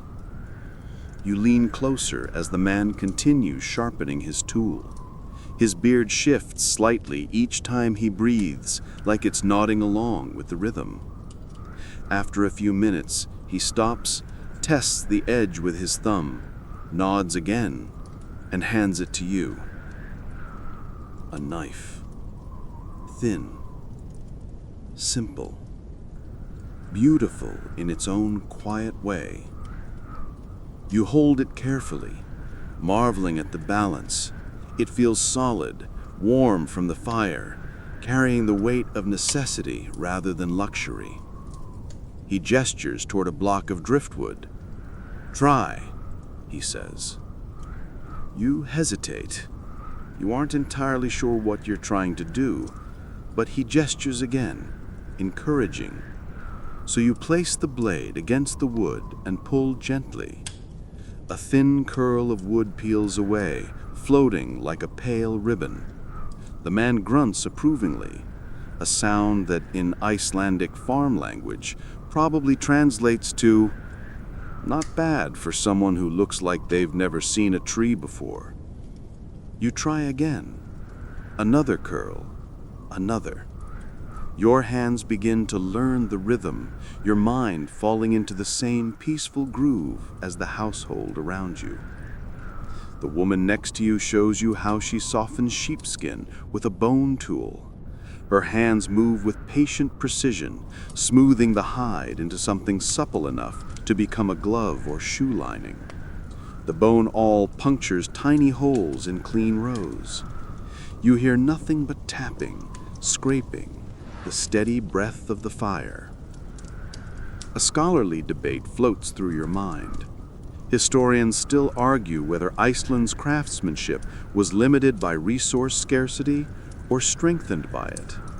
Did their lack of materials make them pragmatic geniuses or simply very good at making do? The evidence leans towards both. Icelanders might not have had abundance, but they had ingenuity carved into every tool. A boy arrives carrying a bent iron hook. The man takes it, heating it carefully in the fire until it glows a dull orange. Then, with the smallest hammer you've ever seen, he taps it back into shape on a stone anvil. Tap, tap, tap. No rush, no frustration, just practiced patience. The boy watches, eyes wide. He'll learn soon. Winter teaches everyone. You notice the longhouse is full of half-finished projects. A wooden spoon being shaped by the fire. A broken sled runner waiting for repair. A loom piece drying near the wall. A rope made of twisted horsehair hanging like a dark braid. Every corner whispers purpose. Nothing here is idle. Beside you, an older woman polishes a small metal brooch, circular, carved with simple patterns. It's not ornate like wealthy European jewelry, but it holds a quiet beauty, the beauty of something used, treasured, worn daily. She rubs it with wool until it gleams softly in the firelight. When she sees you watching, she hands it to you. "Try," she says. You polish. She nods gently. Your first Icelandic craft contribution. If there were merit badges for medieval tasks, you'd be well on your way. The longhouse hums with careful creation. Tools tap, wool rustles, fire breathes. Animals shift softly in the byre, and you realize something profound. Winter is long. Work is steady. Life is made of small, patient acts, each one a stitch that keeps the cold from winning. The visitor from earlier joins the workers, repairing the leather thong on his boot. He smiles at you knowingly, as if sharing a secret truth. The nights may be endless, but the work fills them, warms them, gives them shape. Craft is survival here. Craft is community. Craft is time itself, passing gently in the glow of the hearth. You breathe deeply, letting the rhythm of the tools settle your thoughts like snow falling on quiet fields. The longhouse feels warmer now, not because the fire has grown, but because you've become part of the work, part of the rhythm, part of the night. And you find yourself thinking, if you had to face a winter this long, maybe this is exactly how you'd want to spend it.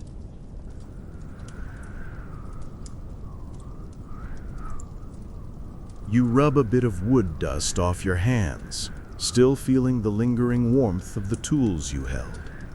The fire pops once, loud, sharp, like a punctuation mark, then settles back into its gentle breathing. But something in the longhouse has shifted again. Not the temperature, not the light, something subtler. The conversations soften. The work slows. Faces turn instinctively toward the hearth, as if waiting for an unseen signal. You feel it too. A quietness settling, almost ceremonial. Not sleep, not boredom. Something older than both. A woman rises from her seat near the fire. She wears a simple wool cloak, her hair braided loosely over one shoulder. In her hands she carries a small wooden box, well polished, edges darkened with age, lid carved with runic spirals that look like waves curling back toward the sea.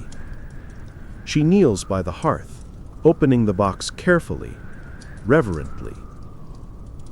Inside are small objects wrapped in cloth, bone charms, carved beads, a smooth stone that glitters faintly, a copper pendant shaped like a cross, and, unexpectedly, a tiny Thor's hammer carved from driftwood.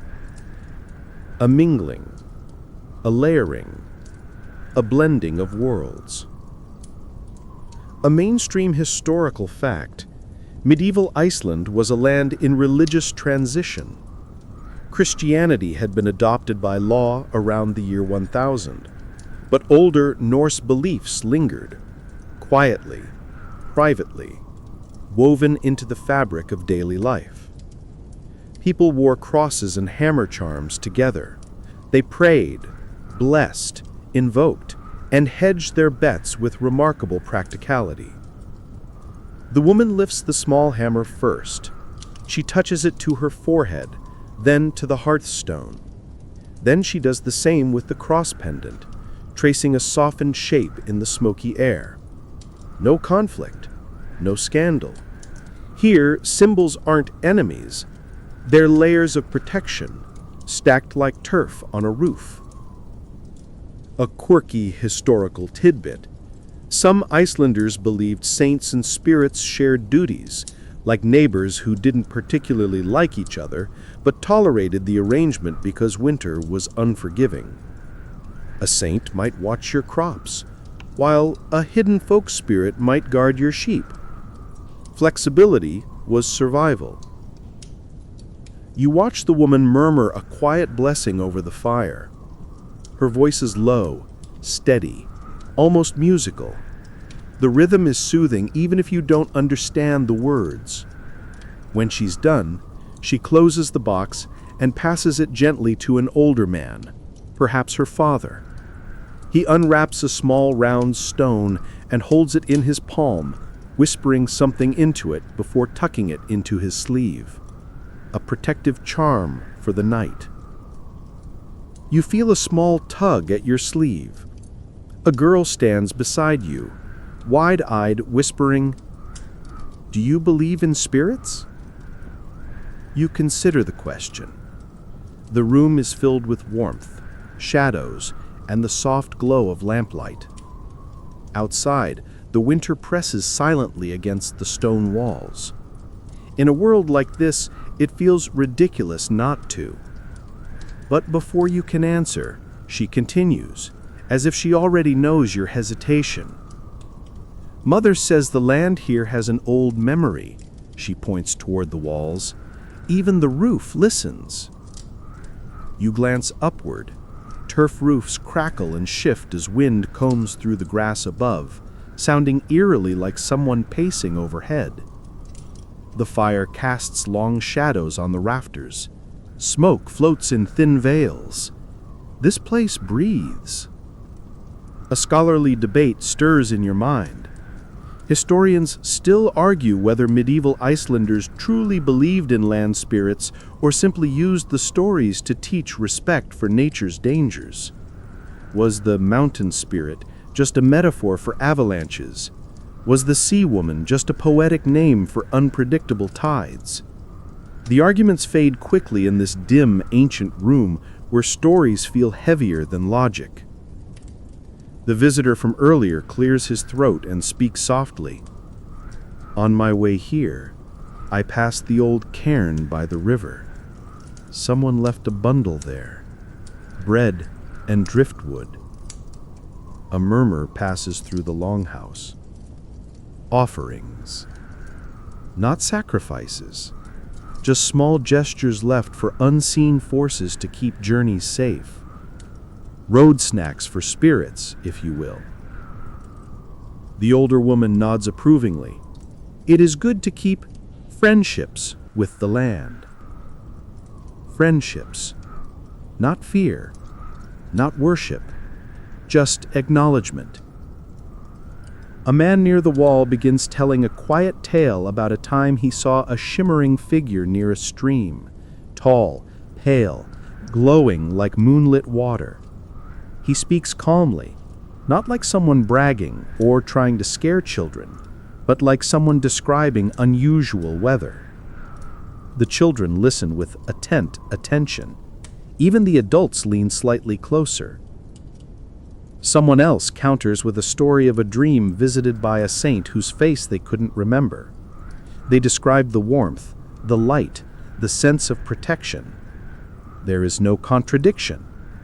In this world, you can encounter saints in dreams and spirits in streams without needing to pick a side. A soft gust of wind threads through the rafters. An oil lamp flickers once. A sheep bleats in its sleep as if disturbed by some invisible ripple. The longhouse grows quieter still. You notice a charm hanging above the door.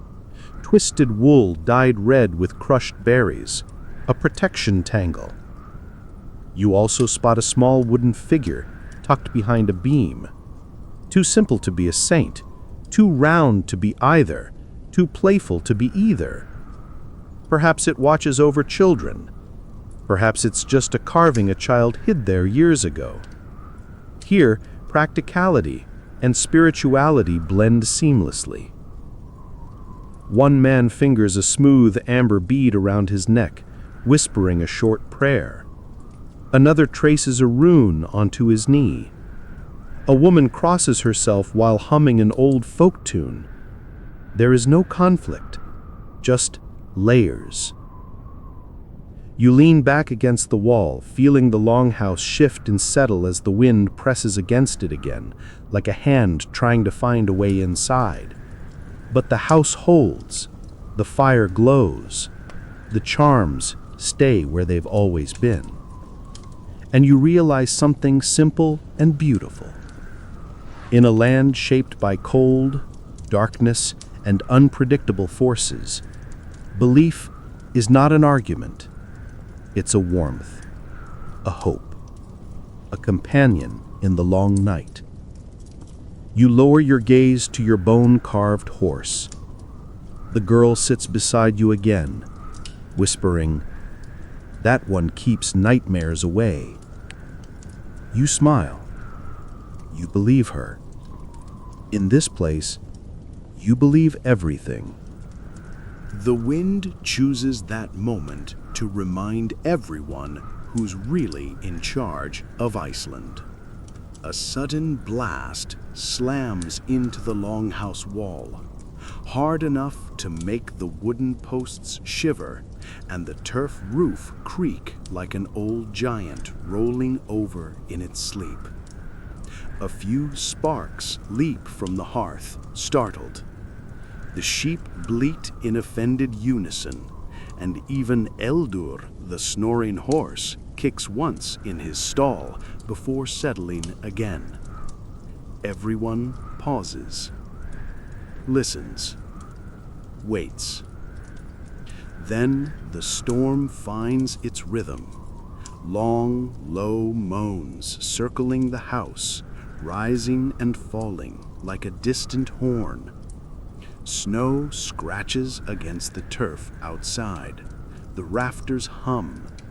The longhouse breathes in, breathes out, adjusting itself the way you might pull your blanket tighter on a winter night. A mainstream historical fact. Icelandic longhouses were built low, heavy, and stubborn. Their turf walls, layered with soil, grass, stone, and sometimes driftwood, were incredibly insulated. They crouched against the wind rather than rising up to challenge it. A house didn't fight a storm. It hunkered down and outlasted it. The family moves with practiced calm. A man checks the bore beam, making sure it's tight in its slot. A woman sprinkles a thin line of ashes along a drafty seam near the wall, an old trick to spot unwanted breezes. An older grandmother adjusts the bedding and muttering to herself in a tone that suggests she's scolding the weather for being dramatic. You feel the floor tremble faintly as another gust rolls over the roof. Snow thumps against the turf in thick, wet fists. Outside is chaos, a world erased by swirling white. But inside, the longhouse glows with firelight, wool, warm breath, and quiet confidence. You glance at the door again. It doesn't even rattle. A quirky historical tidbit: storms in Iceland were occasionally named, informally, affectionately, sometimes sarcastically. A particularly violent one might be remembered as the night the roof flew, the great sheep stealer, or the storm that carried off Uncle Bjorn's beard. These weren't official titles, but storytelling souvenirs passed down through winters. Tonight's storm hasn't earned its name yet, but it's definitely auditioning. The visitor from earlier rises, stretching stiff legs, and runs his hand along the nearest support beam. "Good roots," he murmurs. "This house won't move." Several people nod, reassured.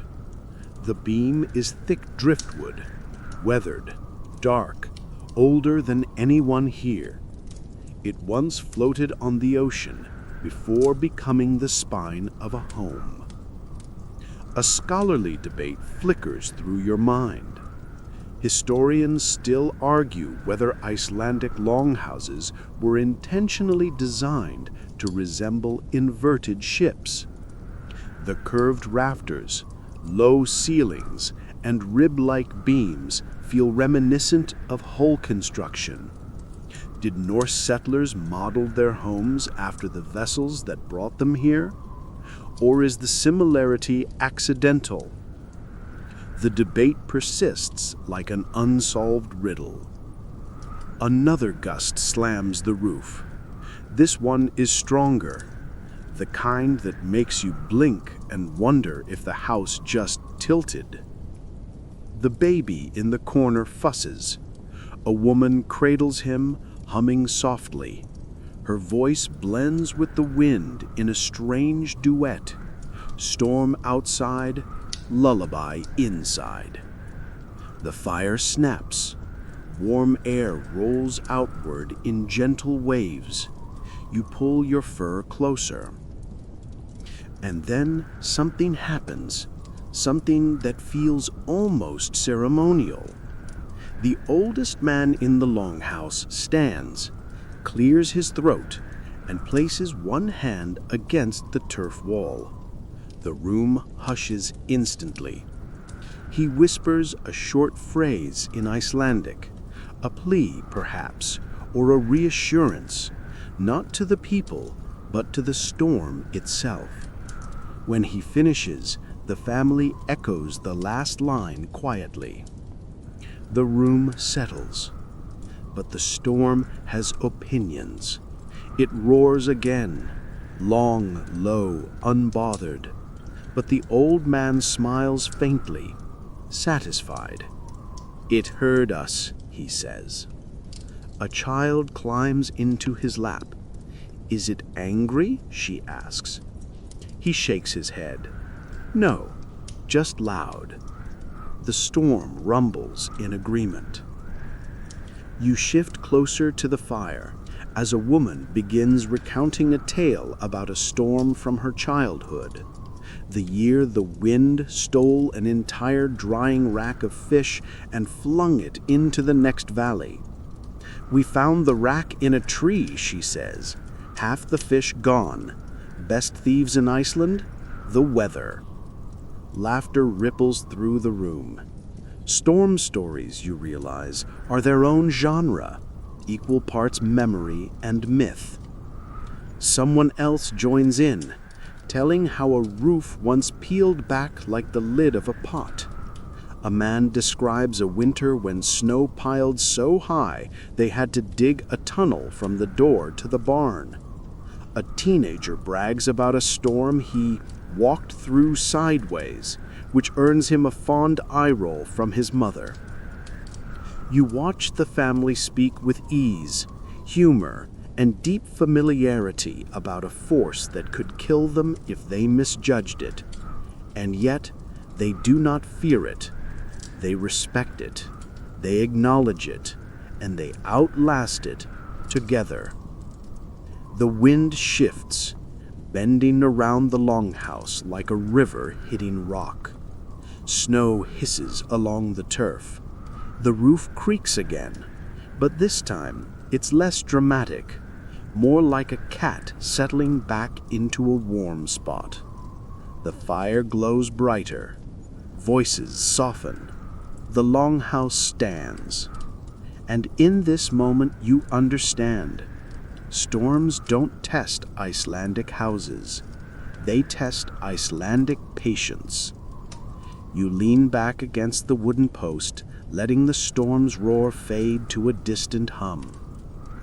The longhouse feels stronger now, not just a building, but a shelter woven from centuries of survival, community, and stubbornness.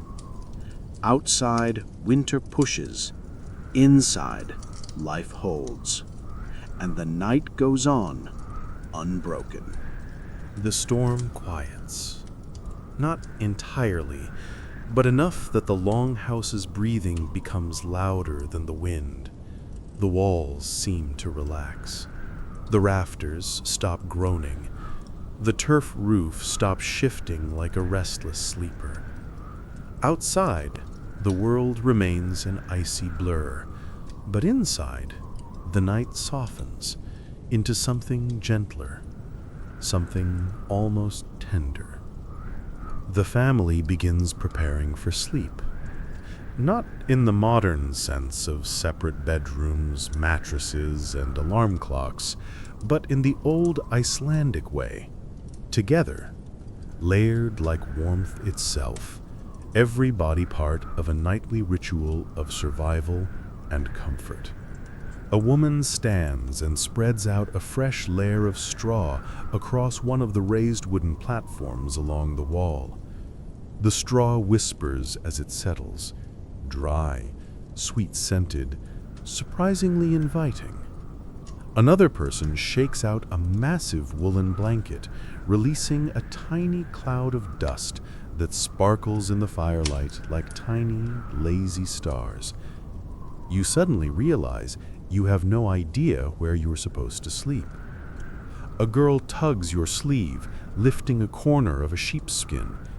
"Here," she says, as if saving you from wandering the longhouse like a confused ghost. Her tone suggests she's awarded you a place of honor. You thank her with solemn gravity.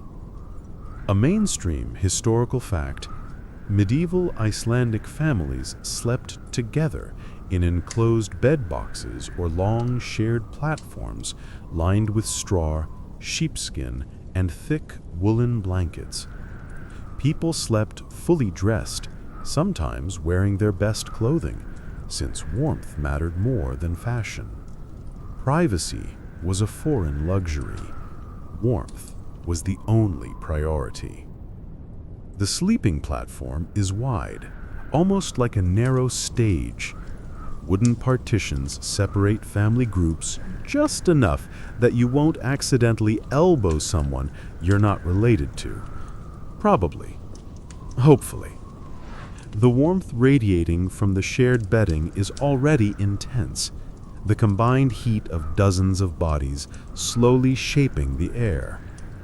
Someone hands you a blanket made from woven wool, thick, heavy, smelling faintly of smoke and lanolin.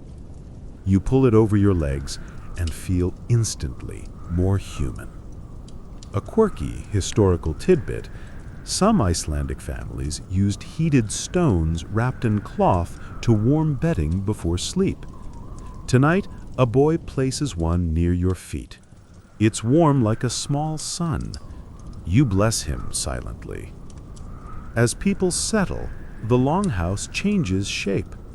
The busy gathering hall becomes a woven landscape of furs, blankets, and breathing bodies. The fire dims into a slow red glow. Lamps are blown out, one by one. Shadows thicken. Footsteps soften. A few final murmurs drift out like smoke. A woman coaxes her toddler into a wool pouch, a kind of medieval sleeping bag, while humming low enough to vibrate the straw. A teenager curls up beside the wall, wrapping herself so tightly she resembles a cocoon preparing for metamorphosis. Someone's dog circles twice before settling directly on your feet, instantly declaring ownership. A scholarly debate murmurs into your thoughts. Historians still argue whether people in longhouses truly slept through the night or followed a segmented sleep pattern, waking at midnight to tend the fire, pray, talk, or simply breathe in the calm. Evidence suggests that waking periods were common, even comforting. Nights were long enough to have room for more than one kind of rest. You lie back slowly, feeling the warmth radiate around you. The sounds change. Sheep shifting in their sleep. A cow snorting softly. Slow human breaths syncing with the fire's pulse. A muffled flutter as snow brushes the roof. A child nearby whispers, "Good night," though it's unclear whether she's talking to you, her mother, or the whole room. Everyone murmurs a response anyway. The longhouse is one body now, every breath shared, every comfort communal. As your eyes adjust to the dimness, you notice something above you. A small slit in the roof where smoke escapes. Through it, faint moonlight filters, broken by drifting snowflakes. The flakes melt before reaching the fire, turning into tiny wisps of steam. The effect is mesmerizing, like watching the night exhale through the ceiling. You pull the blanket tighter, sinking deeper into the makeshift bed. The warmth is immediate, overwhelming in the best way. Your muscles unclench, your breathing slows. Even the dog's slow rhythmic snoring becomes a lullaby. Someone nearby whispers a short prayer, half Christian, half something older. Someone else murmurs in their sleep. A baby sighs. A man shifts, straw crackling under him. The wind outside whimpers like it's growing tired. The longhouse feels smaller now, cozier, its vast communal hall folded into a single warm nest. The storm no longer seems threatening. It's just another part of the night's soundtrack, like rain on a tent or waves against a boat. You watch the embers glow. You listen to the breathing around you. You sink into the warmth. And for the first time tonight, you understand why families slept shoulder to shoulder.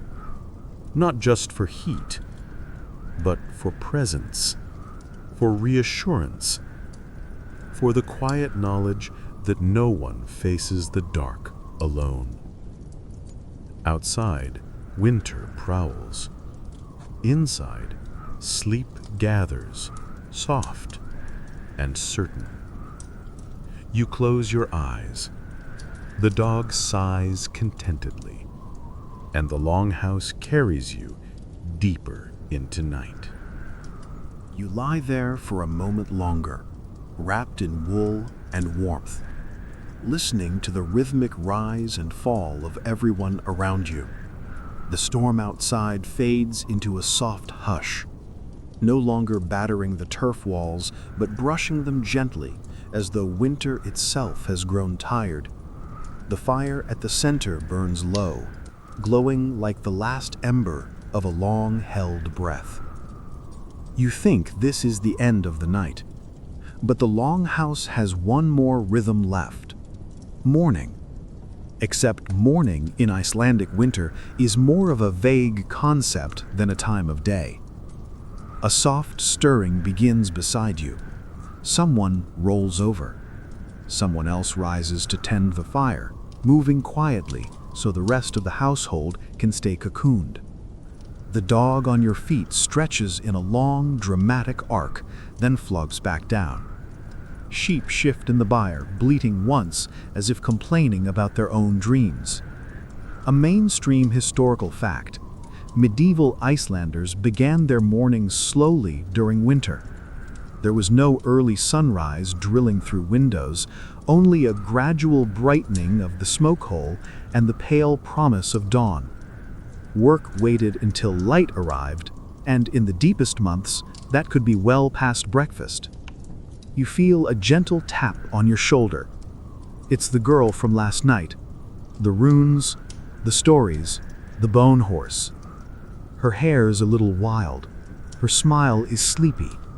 She whispers, "Come, you should see it." You blink, stretch, pull your cloak around you, and quietly slip from the sleeping platform. The straw rustles beneath your feet.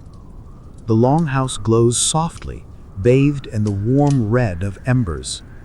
Families still slumber, curled in layers like sleeping cats. Only a few figures move, tending the fire, stirring a pot, checking the animals. The girl leads you toward the far end of the hall, near the smoke hole. The air shifts, cooler, crisp, carrying a faint scent of snow. You look up. Light. Dawn. Faint as breath on glass. A narrow shaft of pale gold filters through the slit in the roof, catching drifting smoke and turning it into slow-moving ribbons of silver. Snowflakes slip through the gap too, melting instantly above the embers. Each one flares into a tiny spark of steam before vanishing. It is the quietest dawn you've ever seen, and the slowest, and somehow the most beautiful. A quirky historical tidbit surfaces in your memory. Some Icelandic households believed that the first light of a winter morning held protective power, especially when seen through smoke. It blurred the line between worlds, between night and day, between cold and warmth, between sleep and waking. Whether that was superstition or simply poetic thinking is something historians still argue about. The girl tugs your sleeve again. She whispers, "Come, see the snow," and leads you toward the door. A man lifts the heavy wooden bar. The door opens with effort. A gust of frigid air curls inside, brushing your cheeks like a cold hand. You step out with her. The world is transformed. Snow blankets everything, smooth, untouched, glowing faintly in the early light. The longhouse rises low and sturdy from the earth, its turf roof blending into the white landscape like a sleeping beast. Smoke drifts from the smoke hole, curling lazily into the pale sky. The air is cold enough to bite your lungs, but it's also unbelievably fresh, crisp, clean, carrying the faint brine of the sea. And silent. So silent that you swear you can hear the snowflakes settling. The girl points to the distant ridge where muted pink begins spreading across the horizon. She says softly, "The sun," as though greeting an old friend who rarely visits.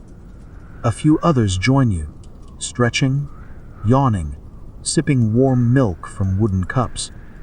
No one rushes, no one shouts. Morning is a slow unfolding here, a gentle negotiation with the light. Behind you, the longhouse glows like a warm ember, pulsing softly in the snow. You feel a deep, grounding realization settle into your bones. Looking at this world from inside the longhouse made you understand survival. Looking at the longhouse from this world makes you understand community. Inside, everything breathes together.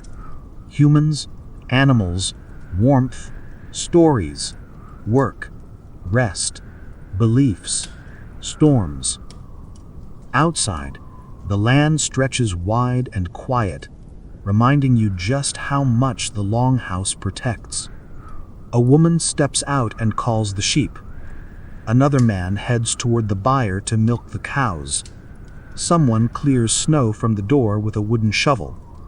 The day, as it is, has begun. Not with rush, not with chores shouted into the cold, but with quiet movement, warm breath rising into the winter air, and the shared rhythm of a household that has endured countless nights like the one you just lived through. You stand there a moment longer, letting the morning seep into you, letting the snow settle on your cloak, letting the warmth of the longhouse glow behind you. And you think, if you had been born in this place, in this time, you would have known how to measure the dark, not by fear, but by fires shared, stories whispered, wool woven, storms weathered, and mornings like this, quiet, pale, soft as a breath. The longhouse door opens wider, spilling warm light across the snow. It's time to return inside. Because here in Iceland, even dawn can feel like a lullaby. Sleep comes easily now, drifting toward you like snowflakes falling out of a soft, gray sky. Let your shoulders loosen, let your breath slow. Every sound fades gently, the muted wind, the distant animals, the quiet rustle of wool shifting as someone settles closer to the fire. You're safe in the longhouse, warm, wrapped in layers of memory and comfort. Let the cold stay outside. Let the warmth stay with you. Imagine the hearth still glowing, its embers shimmering softly in the dark. Imagine the steady breaths of those around you, each one rising and falling like a calm tide. Imagine the soft nudge of a sheep, the quiet sigh of the dog curled at your feet, the low hum of the house settling deeper into the earth. Everything slows, everything softens. Everything becomes gentler than the night you walked through. The Longhouse stands sturdy against the world, its walls thick, its roof low, its heart glowing. You are inside that shelter now, wrapped in wool and story, held by warmth that lingers even as the fire dims. Let the last of the storm fade from your mind. Let the weight of travel lift from your shoulders. Feel yourself sinking into soft straw, thick furs, and the peace of a home that knows how to outlast winter. There is nothing to do, nothing to fix, nothing to fear. Only rest, only breath, only warmth. Let sleep find you the way dawn finds the Longhouse, slow, quiet, and full of gentle light. Good night, and may warmth follow you wherever your dreams wander.